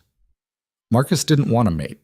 He wanted a possession, something beautiful and obedient that proved his status. And my parents were so focused on the political advantages of the alliance that they couldn't see what he really was. What was he? Cruel, controlling, the kind of man who enjoyed having power over others. Kayla's voice went flat. The night before I ran, he cornered me in my room, told me that resistance was futile but amusing, that he liked when his possessions had spirit because breaking them was more satisfying. Ronan's entire body went rigid. Did he hurt you? He tried. I fought back, gave him a scar across his ribs that probably didn't heal pretty. Then I ran before he could retaliate. Kayla met Ronan's eyes. So when people ask why I'd rather live alone in the wilderness than accept pack bonds, that's why. Because the last time I trusted someone with power over me, he tried to destroy everything I was. I'm sorry that happened to you, Ronan said quietly. And I understand why you don't trust easily. But? No buts. Just, I hope you know that not everyone with power uses it that way. Some of us are trying to build something better. Kayla wanted to believe him, wanted to trust that his protection came without strings, that his care was genuine and not another elaborate trap. But 5 years of survival had taught her that wanting things was dangerous. Tell me something, she said, changing the subject. Why does the Alpha King wander alone through the northern range instead of ruling from a palace somewhere safe? Ronan's expression turned distant. Because ruling from a palace means you stop seeing the people you're supposed to protect. You get reports and statistics instead of actual human suffering. I've spent the last 10 years traveling my territories, meeting wolves where they live, understanding their problems firsthand. It's the only way to stay connected to what actually matters. That's not what I expected. What did you expect? Power-hungry tyrant, political schemer, someone who saw wolves as resources to be exploited. Those exist, Ronan said. But I'd rather die trying to be better than become what I hate. The honesty in his voice made Kayla's chest tight. She found herself leaning closer without conscious decision, drawn by something that felt bigger than fear or survival instinct. This close, she could see silver threading through the dark hair at his temples, could count the small scars that marked his hands, could feel the heat radiating from his body in the cool night air. Kayla, Ronan said softly, I need to tell you something. What? The night I found you in that clearing, when the rogue was about to kill you, I felt something I've never felt before. A pull. A recognition. He paused, jaw clenching like the words were being dragged out of him. Wolves call it the mate bond, the sacred connection between two souls meant to walk through life together. Kayla's breath stopped. That's not possible. I didn't want to believe it either. But every moment I spend with you, it gets stronger. The need to protect you, the certainty that losing you would break something fundamental in me. Ronan's storm-gray eyes held hers. I'm not telling you this to pressure you or create obligation. You deserve to know the truth so you can make informed choices about your own life. The world seemed to tilt sideways. Mate bonds were rare, sacred, powerful enough to reshape entire destinies. They were also supposed to be mutual, both wolves feeling the pull, recognizing each other as their perfect complement. And Kayla realized with sudden, terrifying clarity that she felt it too. That pull she'd been trying to ignore. The one that made her want to stay close to Ronan, despite every survival instinct screaming at her to run. The connection that felt like coming home after years of wandering lost. I feel it, she whispered. The bond. I've been trying to convince myself it was just gratitude or proximity or... Ronan kissed her. It was gentle at first, tentative, giving her every opportunity to pull away. But Kayla leaned into it instead, her hands finding the front of his shirt, her mouth opening under his. The kiss deepened, and the mate bond blazed between them like lightning, illuminating parts of herself she'd kept dark for years. When they finally broke apart, both breathing hard, Ronan rested his forehead against hers. I've waited my whole life to find you, he said hoarsely. And now that I have, I'm terrified of losing you. Then don't, Kayla replied. Don't walk into that capital and let them destroy you. We can run together, disappear into the north, build something away from all this. You know I can't do that. I know. Kayla closed her eyes. But I had to ask. They sat together in the darkness, holding on to each other like shipwreck survivors clinging to driftwood. Kayla knew that everything had just changed. The bond was real, undeniable, powerful enough to reshape her entire understanding of what was possible. And tomorrow they were riding straight into a trap that would probably kill them both. The capital city of Thornhaven rose from the plains like a monument to wolf civilization. Stone buildings, fortified walls, grand architecture that spoke of centuries of accumulated power. But as Ronan's small group approached the gates, Kayla noticed something wrong. Too many guards. Too much military presence.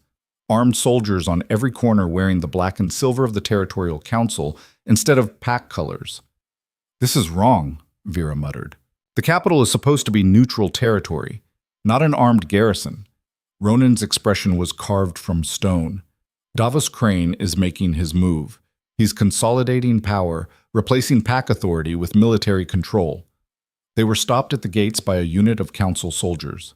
The commanding officer, a hard-faced man with lieutenant's bars on his uniform, stepped forward. State your business. I'm Ronan Vale, Alpha King of the Northern Territories. I'm here to address the Territorial Council regarding illegal military actions in my lands. The lieutenant's expression didn't change. The council is not accepting audiences today. Return to your territory. I'm not requesting an audience. I'm demanding one. Then you'll be disappointed. The council has declared martial law in response to ongoing rogue threats. All pack authorities are temporarily suspended pending security assessments. Kayla's blood went cold. Martial law. Suspended pack authorities. This wasn't politics. It was a coup. On whose authority? Ronan asked, his voice dangerously quiet.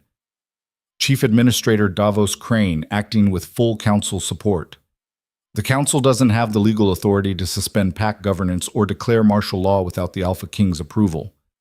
The council has determined that the Alpha King's authority is no longer recognized within Thornhaven city limits. The lieutenant's hand moved to his weapon. You can leave peacefully, or we can arrest you for trespassing on restricted government property. Your choice. Vera's hand went to her sword. The other guards tensed, ready to fight. Kayla counted at least 20 council soldiers visible, with probably more in the guard towers and nearby buildings. They were outnumbered 5-1, and if fighting started, they would be slaughtered. Stand down, Ronan told his guards. We're leaving. But, Vera started. That's an order. They turned their horses and rode back the way they'd come, soldiers watching their retreat with weapons ready. Once they were out of sight of the walls, Ronan signaled a halt. They've taken the capital, he said, turned it into a military stronghold loyal to Davos Crane instead of pack law. What do we do? One of the guards asked. We adapt. Ronan's expression was carved from granite. If Crane wants war, we'll give him war, but on our terms, in our territory, where we have the advantage. That's assuming we make it back to Haven's Edge alive, Kayla said quietly. Crane knows we're here now. He's not going to let us just ride away. As if on cue, a soldier emerged from the tree line ahead, one of the masked fighters from the pack massacres. Then another. Then a dozen more, spreading out to block the road. "Ambush!" Vera snarled, drawing her sword. The masked soldiers opened fire with silver bullets. Everything exploded into chaos. Horses screamed and scattered, guards fell, blood blooming across their chests. Kayla threw herself from her saddle and rolled behind a fallen log as bullets tore up the ground where she'd been standing. Ronan shifted mid-leap, his wolf form massive and black as midnight. He hit the nearest soldier like a battering ram, jaws closing around the man's throat. Blood sprayed. The soldier went down and didn't move. Kayla shifted too, her smaller gray wolf more agile if less powerful. She darted between soldiers, going for hamstrings and weapon hands, causing chaos and buying time for the guards to regroup. But there were too many attackers, too much silver. One of the royal guards went down with a bullet through her heart. Then another. Vera was bleeding from a shoulder wound but still fighting, her sword a blur of lethal efficiency. They were losing. Kayla shifted back to human form, grabbed a fallen soldier's weapon, and started returning fire. She'd never been good with guns, but at close range, she didn't need to be. 3 shots, 3 soldiers down. Then something slammed into her from behind. Another soldier, this one built like a mountain. They went down in a tangle of limbs, him trying to get his hands around her throat, her trying to reach the knife at her belt. His weight crushed down on her injured shoulder and pain exploded white-hot through her vision. Ronan's wolf appeared above them, teeth bared in a snarl that promised death. The soldier released Kayla and tried to scramble away, but Ronan was faster. The kill was quick and brutal. Kayla pushed herself upright, gasping. Around them, the ambush was falling apart. The surviving council soldiers retreating into the forest, recognizing they'd underestimated their targets. Bodies littered the ground. The air stank of blood and gunpowder. "Count off," Ronan ordered, shifting back to human form. His naked body was covered in blood. Most of it not his. Vera, alive. Marcus, alive. Lydia, dead. Thomas, dead. They'd lost 2 guards and suffered multiple injuries, and they were still 2 days from Haven's Edge with an unknown number of council soldiers hunting them. "We need to move," Vera said, "before they send reinforcements." They moved. For 2 days they ran, fighting off 3 more ambushes and losing another guard to silver poisoning. By the time Haven's Edge walls came into view, Kayla was exhausted, bleeding, and running on pure adrenaline. But they were alive. Against all odds, they'd survived. The settlement erupted into organized chaos as they rode through the gates. Mira appeared immediately, directing the wounded to the healing house. Refugees gathered in the square, demanding to know what had happened. Ronan addressed them from horseback, his voice carrying across the settlement. "The Territorial Council has betrayed us. They've declared martial law, suspended pack authorities, and attempted to assassinate me when I demanded answers." He paused, letting the words sink in. "We are at war, and I'm asking every able-bodied wolf here to help me fight it." Silence fell like a stone. Then Vera drew her sword and raised it high. "For the Alpha King!" The cry was taken up by the royal guards, then by the refugees, then by the entire settlement until the sound shook the walls and rang across the valley. "For the Alpha King!" Kayla stood beside Ronan's horse, mate bond burning like fire in her chest, and knew with absolute certainty that everything had just changed. They weren't running anymore. They were going to war. And somewhere in the capital, Davos Crane had just made the biggest mistake of his life. He'd given desperate wolves something worth fighting for. War came to Haven's Edge not with armies and siege engines, but with whispers and fear. The morning after Ronan's declaration, Kayla woke to find the settlement transformed. Every able-bodied wolf had been assigned duties: fortification crews strengthening walls, hunters gathering supplies, fighters drilling in the training yard. Even the children helped, carrying messages and supplies with the serious focus of those who understood their survival depended on everyone contributing. Kayla found Ronan in the war room, a converted storage building now crammed with maps and tactical reports. He looked like he hadn't slept, shadows deep under his eyes, jaw tight with the weight of decisions that would determine whether hundreds of wolves lived or died. "You should rest," she said from the doorway. Ronan glanced up, and despite the exhaustion, his expression softened when he saw her. "So should you," Your shoulder is fine. Mira cleared me for duty. Kayla moved closer, studying the map spread across the table. Red marks indicated known council military positions. Blue marks showed allied pacts or neutral territories. There was far too much red and not nearly enough blue. How bad is it? Worse than I thought. Crane's been planning this for months. He's got military contractors staged at key positions throughout the northern range. Professional soldiers with silver ammunition and orders to eliminate any pact that resists council authority. Ronan's finger traced a line on the map. He's also cutting supply routes. Any settlement that tries to trade with us will be labeled hostile and targeted. He's trying to starve you out. Us, Ronan corrected. You're part of this now, whether you plan to be or not. The mate bond hummed between them, a constant reminder of the connection neither of them had asked for, but both were beginning to accept.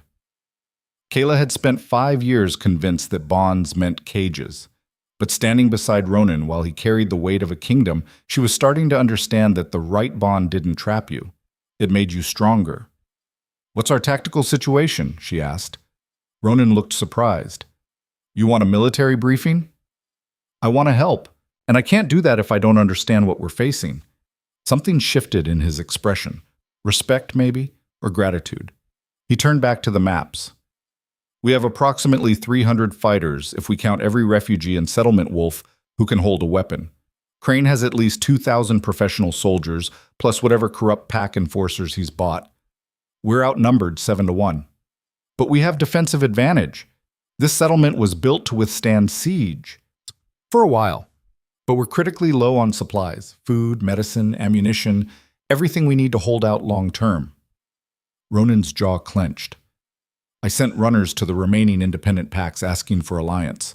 Only 2 responded. The rest are too scared of Crane's retaliation to risk helping us."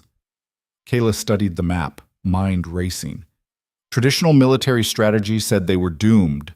Too few fighters, too little supply, facing an enemy with overwhelming force and resources. But traditional strategy assumed you fought fair. Kayla had spent 5 years surviving in the wilderness by refusing to fight fair. "What if we don't try to win through conventional warfare?" she said slowly. Ronan looked up. "What do you mean?" "Crane's strength is his professional military. Organized, disciplined, equipped for siege warfare. But that organization requires supply lines, communication networks, clear command structure." Kayla's finger traced routes on the map. "What if we don't fight his army? What if we make it impossible for his army to function?" "Guerrilla tactics," Ronan said, understanding dawning in his eyes. "Hit supply convoys, disrupt communications, force them to spread their forces thin, protecting multiple targets." "Exactly. We can't match his numbers, but we know this territory. We're faster, more mobile, can survive on minimal supplies." Kayla met his gaze. "I've been living off this land for 5 years. I know every game trail, every water source, every place to hide or stage an ambush. And there are dozens of refugees here with the same knowledge. It's risky. Guerrilla warfare means small unit operations, no backup, high casualty rates. Conventional warfare against an army 7 times our size means certain death," Kayla countered. "At least this way we're playing to our strengths." Ronan was quiet for a long moment, studying the maps with new eyes. "It could work, if we're smart about target selection and timing. But I'd need someone to coordinate operations, someone who understands wilderness survival and tactical thinking." "I'll do it." "Kayla, I'm the logical choice. The refugees trust me because I'm one of them. The guards respect me because I've proven I can fight. And I have no official rank or political position, which means I can make decisions without worrying about protocol or hierarchy. It also means you'll be the first person Crane tries to kill when he figures out what we're doing." "He's already trying to kill me.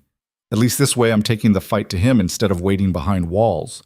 Kayla stepped closer, close enough to feel the heat radiating from Ronan's body. "Let me do this. Let me help protect what we're building here." The mate bond pulled tight between them, and Kayla saw the moment Ronan's resolve crumbled. He reached out and pulled her into his arms, holding her like she was something precious he was terrified of breaking. "If anything happens to you," he started. "Then you'll avenge me thoroughly and creatively," Kayla finished. "But I'm not planning on dying. I've survived too much to go down easy." Ronan's laugh was rough. You're going to drive me insane with worry. Good, keeps you sharp. Keeps you... They stood there for a moment, holding each other while outside the window wolves prepared for a war that would determine the future of the northern range. Finally, Ronan pulled back, his expression shifting from mate to king. All right, you coordinate guerrilla operations. I'll handle overall strategy and defense. But you report directly to me, and if I say pull back, you pull back. No arguments. I can agree to that. And you take Vera with you on operations. She's the best fighter I have, and she's worked with resistance movements before. Kayla nodded. When do we start? Tonight. Crane's got a supply convoy moving through the Eastern Valley. Food, ammunition, medical supplies, heading for his forward garrison. If we can capture it, we solve our supply problem and damage his logistics at the same time. Kayla's mind was already planning the operation. I'll need a small team, fast, experienced, comfortable with ambush tactics. Take whoever you need from the guard roster. Just bring them back alive. The words hung between them, weighted with all the things they weren't saying. Kayla stood on her toes and kissed him, quick and fierce, tasting fear and determination and the bond that connected them like a golden thread through darkness. I will, she promised. All of us. That night, Kayla led a strike team of 8 wolves into the Eastern Valley. Vera came, along with 6 refugees who'd volunteered for the dangerous work, men and women who'd lost everything to Crane's genocide and wanted revenge. The convoy was exactly where Ronan's scouts had reported it would be, a line of 6 wagons guarded by 20 soldiers, moving slowly through a narrow mountain pass. Perfect ambush terrain if you knew what you were doing. Kayla positioned her team on the high ground above the pass, studying the convoy's formation with tactical eyes. The guards were professional, alert, scanning the ridgelines for threats, but they were looking for conventional attacks, other soldiers, direct assaults. They weren't expecting wolves to use the terrain itself as a weapon. Vera, take 3 fighters and hit them from the front, Kayla whispered. Make noise, make them think you're the main attack. Everyone else with me. We go in from above and behind while they're focused on Vera. What about prisoners? Vera asked. If they surrender, we take them. If they fight, we don't. Kayla's voice was flat. These are the same soldiers who burned refugees alive. I won't lose sleep over what happens to them. Vera's scarred face split into a fierce grin. Understood. They waited until the convoy was fully committed to the narrow section of the pass, wagons bunched together with nowhere to maneuver. Then Vera's team erupted from behind a rock formation with war cries that echoed off the canyon walls. The council soldiers reacted exactly as predicted, forming defensive positions, weapons aimed at the visible threat, completely ignoring the ridgeline above them. Kayla and her team struck from above. 4 wolves in animal form hit the rear guard like an avalanche, tearing through formations before the soldiers could bring weapons to bear. Kayla shifted mid-leap, her smaller gray wolf agile enough to dodge the few wild shots fired in her direction. She went for a soldier's weapon hand, her jaws crushing bone and tendons until he dropped his rifle with a scream. The battle lasted less than 3 minutes. The council soldiers were trained and equipped, but they'd been caught in a perfect kill box with enemies on multiple sides and no room to retreat. Half surrendered. The other half died fighting. When the dust settled, Kayla shifted back to human form and surveyed their prize. 6 wagons full of supplies, food, ammunition, medical equipment, even winter clothing. Enough to keep Haven's Edge fed and armed for weeks. Strip the bodies for weapons and armor, she ordered. Load the wounded onto the lead wagon.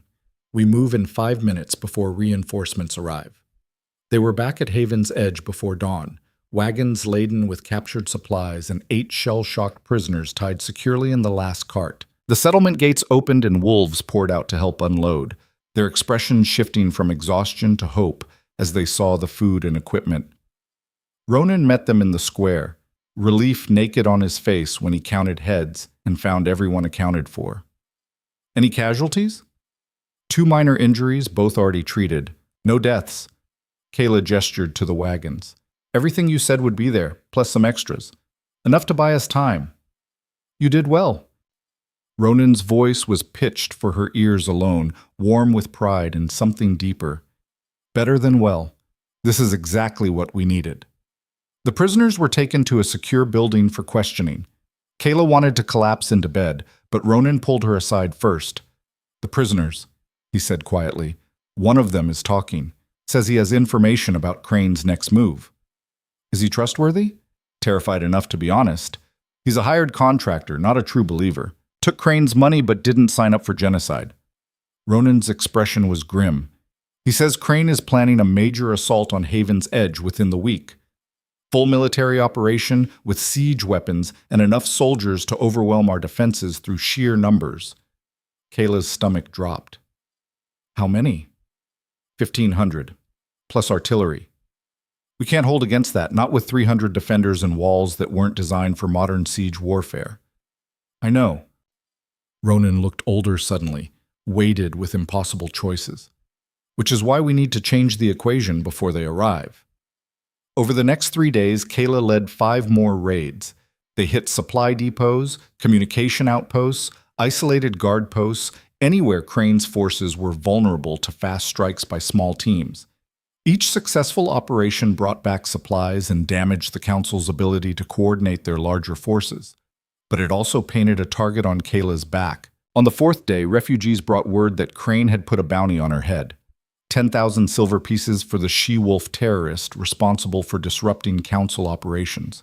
Dead or alive, though the description made it clear he preferred dead.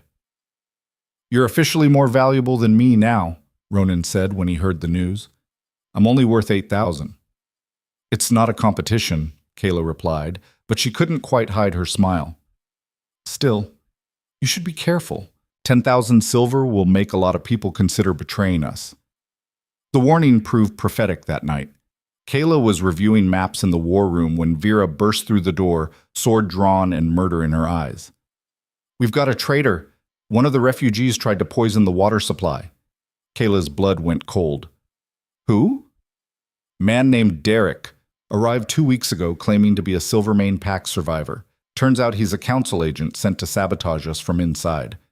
Vera's knuckles were white on her sword hilt. "He confessed everything. Crane's paying refugees to infiltrate the settlement and cause chaos. Poison wells, start fires, spread fear." "Where is he now?"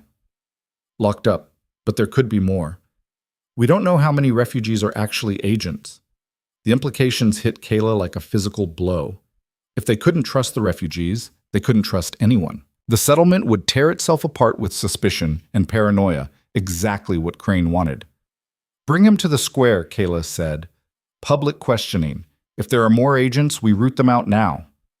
20 minutes later, Derek knelt in the center of the settlement square with half of Haven's Edge watching. He was young, maybe 25, with the kind of forgettable face that made him perfect for infiltration work. Fear rolled off him in waves as Kayla approached. "How many?" she asked. "How many agents did Crane plant here?" "I don't know," Derek stammered. "We were recruited separately, never told about each other. I only know my own orders." "What were your orders?" "Poison the water. Start a fire in the armory. Make it look like accidents so people would lose faith in the Alpha King's ability to protect them." Derek's voice cracked. "I'm sorry. I didn't want to, but Crane has my sister. He said if I didn't cooperate, he'd kill her."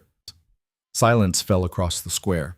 Kayla felt the mood shift from anger to something more complicated.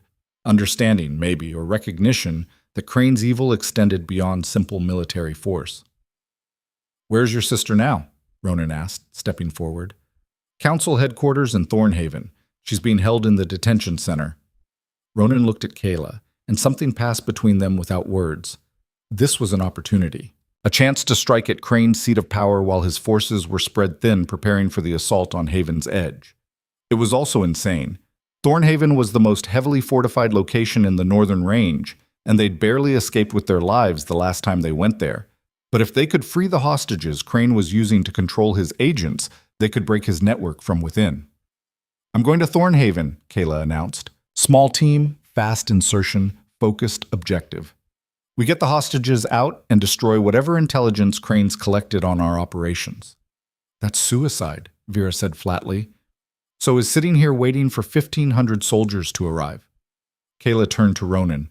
"You know I'm right. This is our best chance to disrupt Crane's plans before the assault." Ronan looked like he wanted to argue, to forbid her from taking the risk. But he was king before he was mate. and kings had to make choices that tore them apart inside. "You take Vera and our best infiltration specialists," he said finally. "You get in, get the hostages, and get out. No heroics, no trying to kill Crane yourself." "I wasn't planning on it." "Yes, you were. I can see it in your eyes." Ronan pulled her close, his voice dropping to something raw and desperate. "Promise me you'll come back." "I promise," Kayla whispered against his chest. "I'm not done fighting beside you yet." They left at midnight with a team of 12, Vera, Derek as their guide, and 10 wolves chosen for stealth and combat skills. The journey to Thornhaven took 2 days of hard travel through territory crawling with council patrols. They moved like ghosts, avoiding contact, leaving no trail. Derek proved his worth by knowing guard rotations and security weaknesses. Crane had relied on fear to keep his agents loyal, never considering that someone might turn them. It was arrogance, and it was going to cost him. They reached the capital on the 3rd night and split into 3 teams. Vera led one group to the detention center. Another team headed for the intelligence archive. Kayla took the 3rd to set charges in the ammunition depot. If they were infiltrating the enemy's stronghold, they might as well do maximum damage. Everything went perfectly, until it didn't. Kayla had just finished setting the last explosive charge when alarms shrieked through the complex. Shouts, running feet, the distinctive sound of weapons being readied for combat. Someone had spotted them. "Fall back," Kayla ordered through the communication stone they'd brought. "Extraction point Alpha, now!" She ran, Vera and 2 other wolves flanking her. Behind them, the detention center exploded as Vera's team blew the doors and freed the hostages. Then the intelligence building went up in flames. Years of Crane's carefully gathered information burning to ash. Council soldiers poured from barracks, but the chaos worked in Kayla's favor. No one knew which crisis to respond to first: the fires, the freed prisoners, or the infiltrators. By the time anyone organized a coherent response, Kayla's teams had already vanished into the night with 37 rescued hostages. The ammunition depot exploded an hour later, a massive fireball that lit up the sky for miles. Kayla watched it burn from a safe distance and allowed herself a fierce smile. They'd struck at the heart of Crane's power and lived to tell about it. The journey back to Haven's Edge took 4 days because of the hostages, men, women, and children who'd been held as leverage against their families. Derek's sister was among them, a teenager with haunted eyes who clung to her brother like he was the only solid thing in a world of chaos. Word of the raid spread fast. By the time they reached Haven's Edge, refugees were lining the walls, cheering as the gates opened. The rescued hostages stumbled through to tearful reunions with family members who'd thought them lost forever. Ronan met Kayla in the square and pulled her into an embrace that squeezed the breath from her lungs. "You're insane," he said into her hair. "Brilliant, but insane." It worked. This time. But Crane is going to retaliate, hard. Let him. We just proved his stronghold isn't impregnable. We freed his hostages and destroyed his intelligence network. His agents are going to think twice before following orders now that we've shown we can hit him where he lives. Ronan pulled back to look at her, and Kayla saw something in his eyes she'd never seen before. Not just love or respect, but genuine awe. "You're changing everything," he said quietly. "The way we fight, the way we think. You're giving desperate wolves hope that they can actually win this." "We can win this," Kayla corrected. "Not through conventional warfare or playing by Crane's rules, but if we're smart, if we're willing to take risks and fight dirty, we can make him realize that crushing us costs more than it's worth." That night, Ronan called a war council. Every leader, fighter, and strategist in Haven's Edge crowded into the main hall to hear what he had to say. 3 weeks ago, we were refugees and outcasts hiding behind walls while an army prepared to destroy us, Ronan said. Today, we're something different. We're resistance. We're proof that wolves don't have to submit to tyranny or accept genocide as inevitable. He gestured to Kayla. This woman has shown us a new way to fight. Not by matching our enemy's strength, but by making that strength irrelevant. Every successful raid we conduct, every supply line we cut, every hostage we free, it all adds up to something Davos Crane never anticipated. "What's that?" someone called out. "An enemy he can't intimidate into submission. An enemy willing to take the fight to him instead of waiting to be slaughtered." An enemy that gets stronger every time he tries to crush us.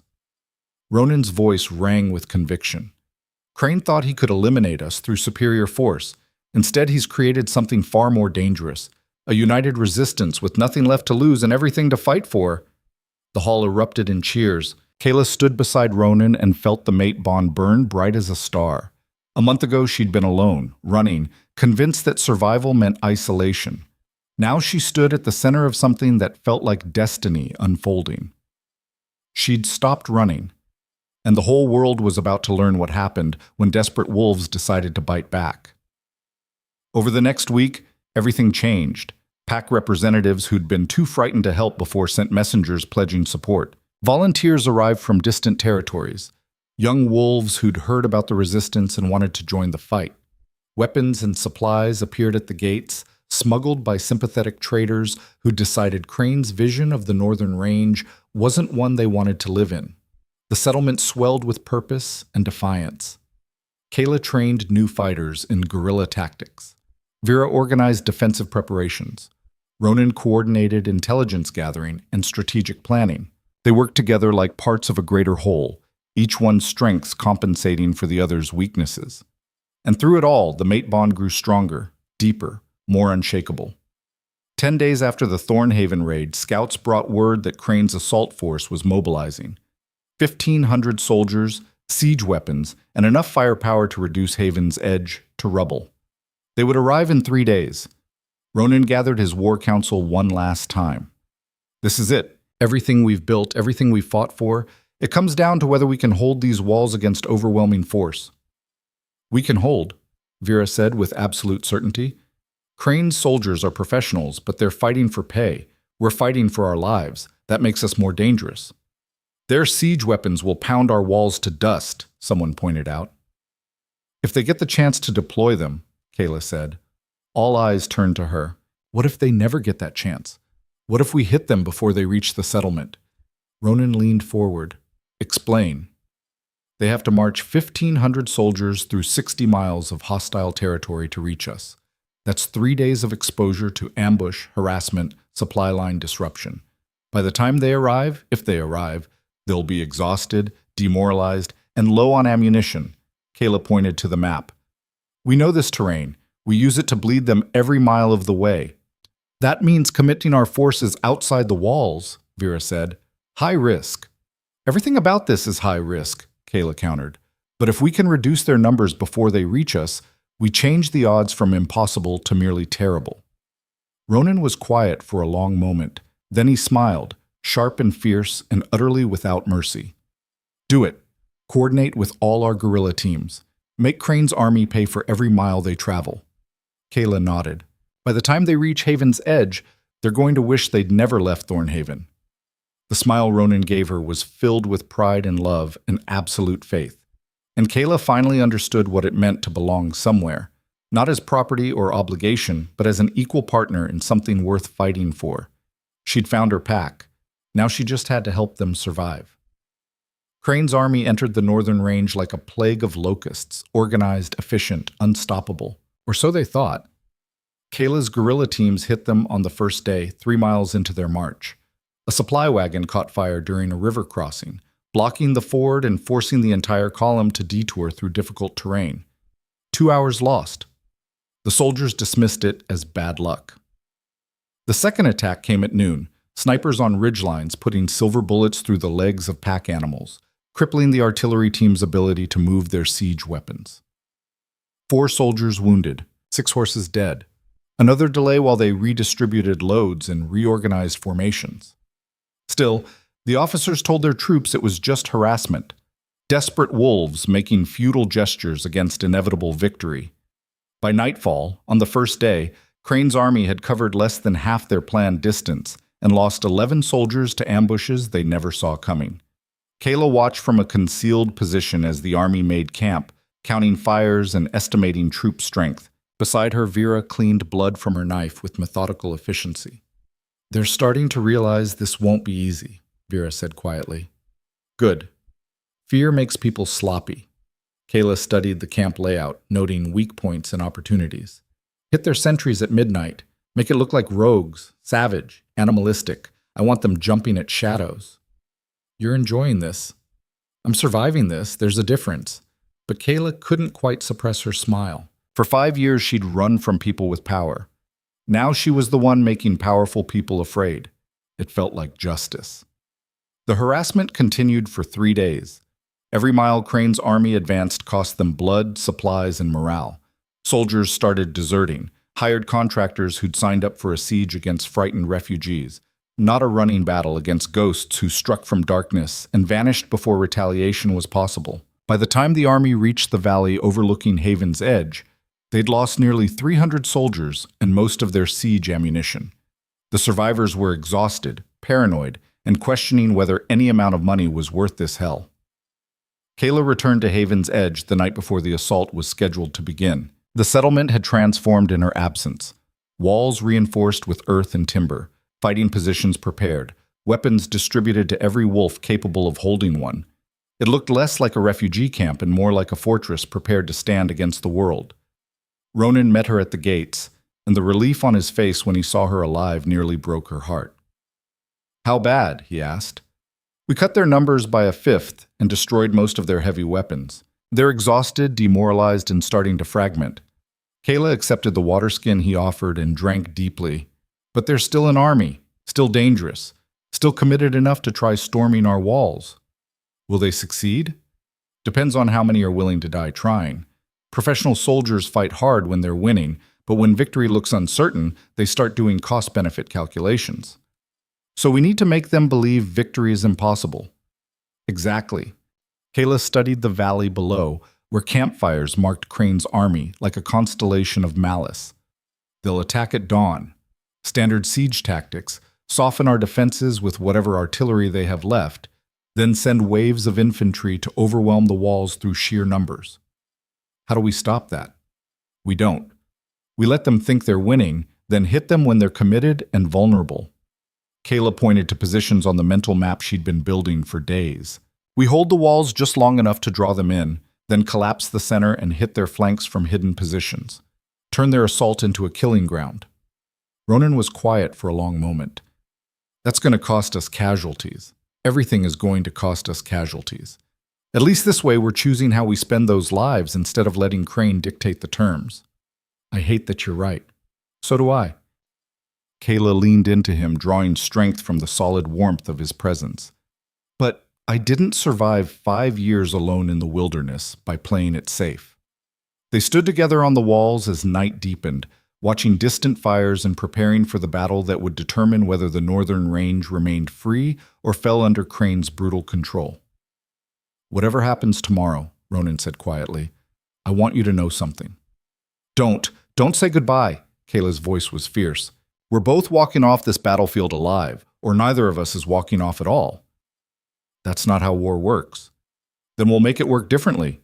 She turned to face him fully, the mate bond blazing between them like a living thing. "I spent 5 years running from bonds because I thought they made me weak. But this bond with you, it makes me stronger, braver, better than I ever was alone." Ronan pulled her close, and for a moment the war and the armies and the coming violence all faded into insignificance. There was just the two of them, connected by something deeper than fear or survival, bound by a love that had grown from impossible circumstances into something unbreakable. "I love you," he said. Simple, direct, absolutely certain.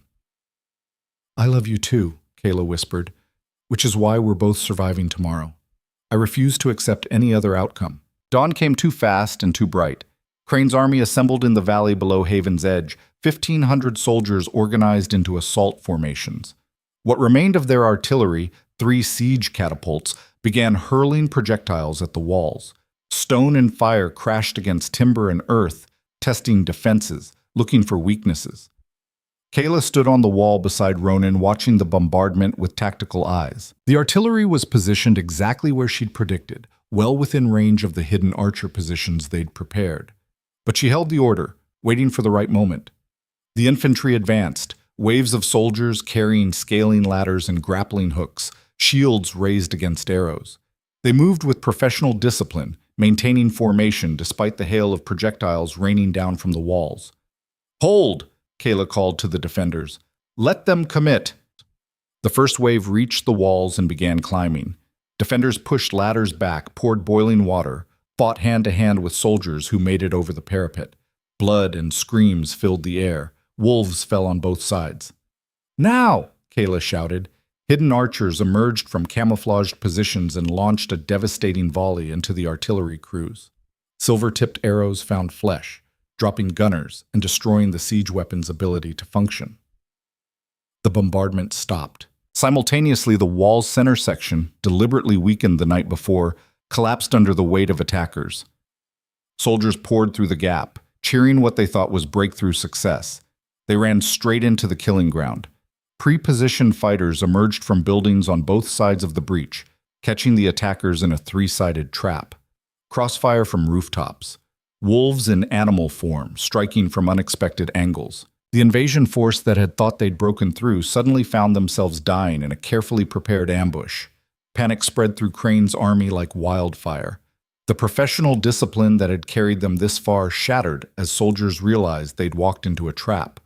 Some tried to retreat, others pushed forward hoping to fight through. All of them died or surrendered. Within an hour, the assault had collapsed into chaos. Bodies littered the killing ground. Wounded soldiers screamed for help that wasn't coming, and the remaining council forces retreated in disorder, abandoning weapons and equipment in their desperation to escape. Kayla watched the rout from the walls, breathing hard, covered in blood and soot. Around her, defenders cheered and embraced, celebrating victory against impossible odds. But she couldn't shake the images of dead soldiers, young men who'd probably joined Crane's forces for money, not knowing they were signing up for genocide. We won, Ronan said beside her. His voice was hollow, stripped of triumph. But look at what it cost. The killing ground was a charnel house. The walls were damaged. Dozens of defenders lay dead or dying. Victory, but stained with blood and grief. It's not over, Kayla said. Crane still has forces. He'll regroup, hire more soldiers, try again. Not if we end him first. Kayla looked at Ronan sharply. What are you planning? The army is broken. Crane's reputation is shattered. He promised an easy victory and delivered a massacre. His political support is going to evaporate. Ronan's expression was carved from stone. This is the moment to strike, while he's weak and vulnerable, before he can rebuild. You're talking about assassination. I'm talking about justice. Crane ordered the genocide of entire packs, burned refugees alive, held innocents hostage. He's a monster, and monsters don't deserve mercy. Kayla wanted to argue, wanted to say there had to be another way, but 5 years of surviving in the wilderness had taught her that some threats couldn't be negotiated with or reformed. Sometimes the only way to stop a predator was to put it down permanently. Then we go to Thornhaven, she said. Small team, fast strike. We end Crane before he can reorganize. I'm not asking you to come. Too bad. Where you go, I go. That's what mates do. Something shifted in Ronan's expression. Love and frustration and acceptance all mixed together. You're impossible. You love me anyway. More than anything. They assembled a strike team that night. Vera, 12 elite fighters, and enough explosives to bring down Crane's headquarters if necessary. Derek volunteered as their guide again, determined to repay the debt he owed for his sister's rescue. The journey to Thornhaven took 2 days of hard travel through territory still crawling with retreating council soldiers. They moved like ghosts, avoiding contact, leaving no trace. By the time they reached the capital, Crane's defeat at Haven's Edge had spread throughout the region. Soldiers were deserting. Officials were fleeing. The entire corrupt system was collapsing. But Crane himself remained barricaded in his headquarters, surrounded by loyalists willing to die protecting him. Frontal assault is suicide, Vera assessed, studying the building from their concealed position. Too many guards, too many fortifications. Then we don't go through the front, Kayla said. Derek, you said there were service tunnels under the building. Yes, for maintenance and supplies, but they're guarded. By how many? 4, maybe 5 soldiers. Kayla smiled. That we can handle. They infiltrated through the tunnels, eliminating guards with silent efficiency. The passages were narrow and dark, perfect for the kind of close-quarters combat wolves excelled at. Within 30 minutes, they'd penetrated deep into the headquarters, emerging in a storage area one floor below Crane's private offices. Alarms began shrieking the moment they entered the main building. "So much for stealth," Vera muttered, drawing her weapons. "New plan," Kayla said. "Fast and violent. We punch through to Crane's office, grab him, and extract before reinforcements arrive." They fought their way up through 3 floors of defenders. Council soldiers died or fled. Loyalists made desperate stands that lasted seconds before being overwhelmed. Kayla lost herself in the rhythm of combat: dodge, strike, move, survive. Her wolf form was a blur of gray fur and flashing teeth, tearing through enemies with brutal efficiency. Ronan fought beside her, his massive black wolf protecting her flanks and crushing anyone who got too close. The mate bond sang between them, making them move like extensions of the same lethal organism. They reached Crane's office to find it barricaded and defended by his personal guard, 8 heavily armed soldiers with orders to protect their employer to the death. The battle was savage and short. Vera led the assault, her sword a whirlwind of destruction. 3 guards fell in the first 10 seconds. The rest died trying to stop the unstoppable. Ronan shifted back to human form and kicked the barricaded door off its hinges.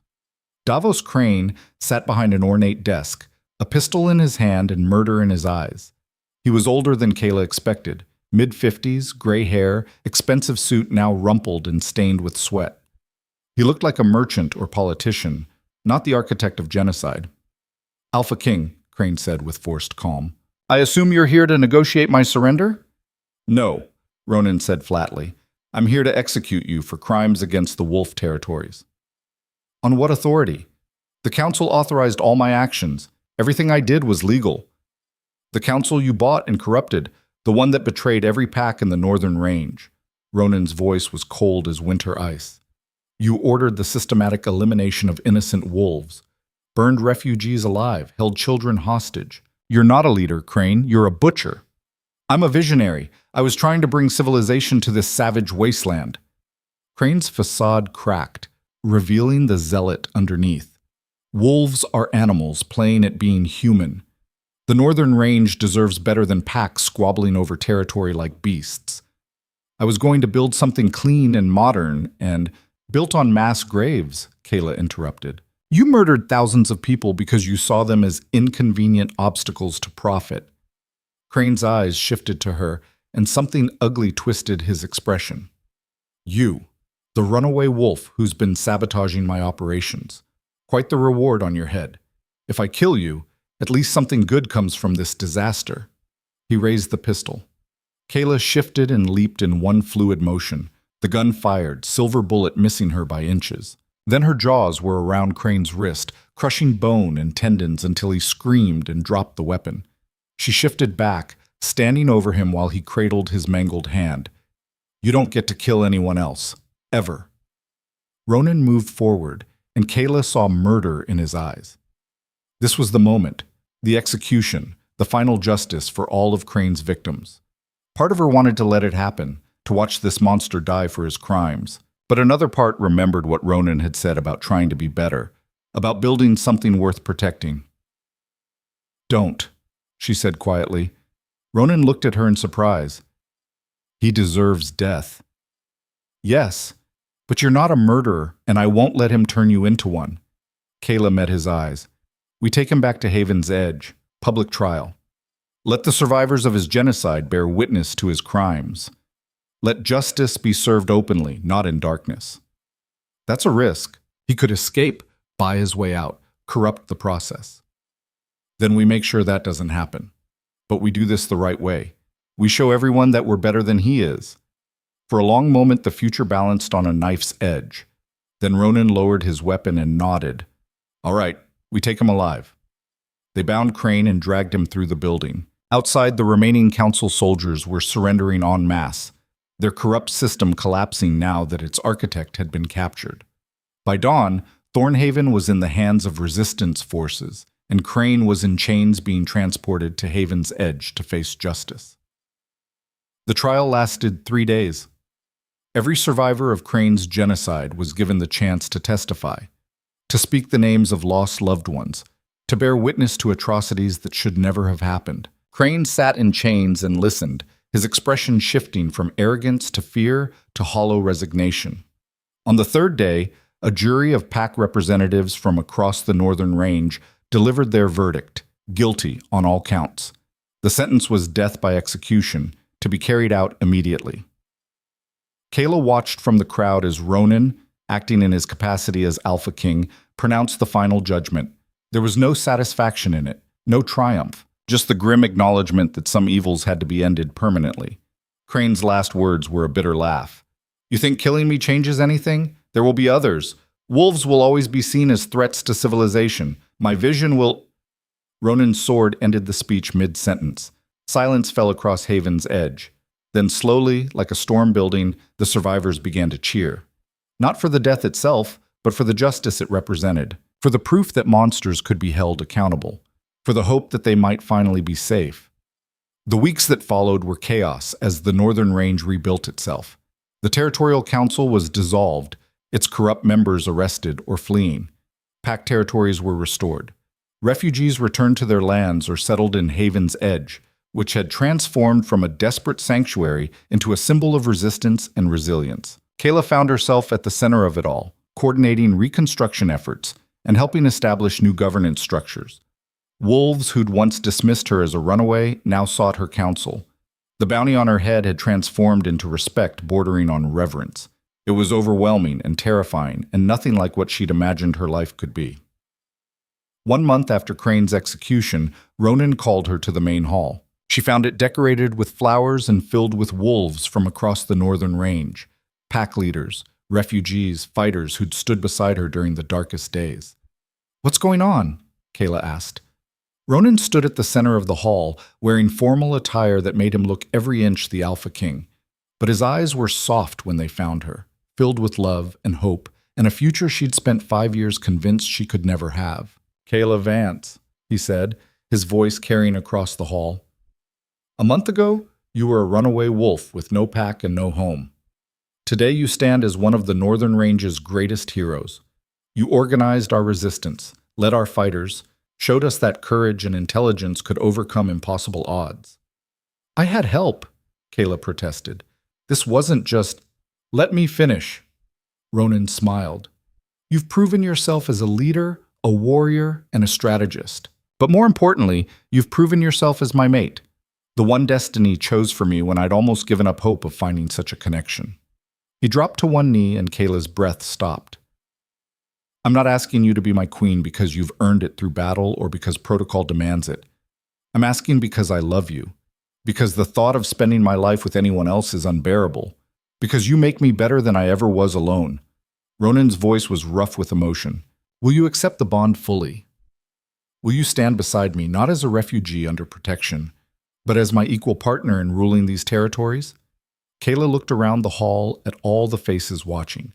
Vera with her scarred grin, Mira with tears in her eyes, Derek and his sister holding hands, dozens of wolves who'd become something more than strangers. They'd become her pack, her people, her home. 5 years ago, she'd fled an arranged mating because she refused to surrender who she was to someone else's vision of her future. But this wasn't surrender. This was choice. This was choosing partnership with someone who saw her as an equal, who loved her not despite her fierce independence, but because of it. "Yes," Kayla said, her voice steady and certain. "I'll stand beside you, not because destiny demanded it, but because I choose it. Because you've shown me that the right bond doesn't trap you, it sets you free." The hall erupted in cheers as Ronan stood and pulled her into his arms. The mate bond blazed between them, no longer something frightening or uncertain, but something beautiful and unbreakable. That night they were formally bonded in a ceremony attended by wolves from across the northern range. It wasn't the traditional pack ritual Kayla had fled years ago. This was something new, something better. A celebration of choice and partnership and two souls who'd found each other in the wilderness and decided to build something extraordinary together. As dawn broke over Haven's Edge, Kayla stood on the walls with Ronan, looking out over territories that had been baptized in blood but were now healing, rebuilding, growing into something that honored the sacrifices made to protect them. "Do you miss it?" Ronan asked quietly. "The solitude? The freedom of wandering alone?" Kayla considered the question seriously. Part of her would always carry those 5 years in the wilderness, the self-reliance, the survival skills, the fierce independence that had kept her alive. But those things weren't lost just because she'd stopped running. They'd simply evolved into something deeper. No, she said finally. I thought I was free when I was alone, but I was just hiding. Real freedom is being able to choose your own path and your own bonds, not having either forced on you by fear or circumstance. And you choose this? Choose me? Choose ruling territories and navigating pack politics instead of the simple life you had before? There's nothing simple about survival. And yes, I choose this. I choose you. I choose building something that makes sure other wolves never have to run the way I did. Kayla leaned into him, feeling the solid warmth of his presence and the mate bond humming between them like a song. Besides, someone has to keep you from making terrible tactical decisions. Ronan laughed, the sound rich and warm. Is that what you're calling yourself? My tactical advisor? I'm calling myself your queen, your mate, your equal partner in whatever comes next. Kayla turned to face him fully. And what comes next is rebuilding these territories into something better than they were before. Somewhere wolves are judged by their actions instead of their pack affiliations. Somewhere refugees are welcomed instead of hunted. Somewhere people like me don't have to spend years hiding in the wilderness just to stay alive. That's an ambitious vision. Good thing I've learned not to settle for anything less than impossible. They stood together as the sun rose over the northern range, painting the sky in shades of gold and crimson. Below them, Haven's Edge was waking, children playing in the square, traders setting up market stalls, wolves beginning the work of building a future worth fighting for. Kayla had spent 5 years running from the idea that she could belong anywhere. Years convinced that bonds meant cages and that surviving alone was the only way to stay free. She'd been wrong about so much. True strength wasn't found in isolation. It was found in choosing who to stand beside when the world tried to break you. True freedom wasn't running from every bond. It was accepting the ones that made you stronger instead of smaller. And true home wasn't a place you were born into or forced to accept. It was what you built when you finally stopped running long enough to recognize that some things were worth fighting for. The runaway wolf who'd fled into the wilderness alone had become a queen standing beside the alpha king. The survivor who'd trusted no one had learned to lead armies and coordinate resistance. The woman who'd been convinced she was meant to walk through life alone had found her mate and her purpose in the same impossible journey. Kayla Vance had stopped running. And in standing still, she'd discovered she was exactly where she was always meant to be. Home.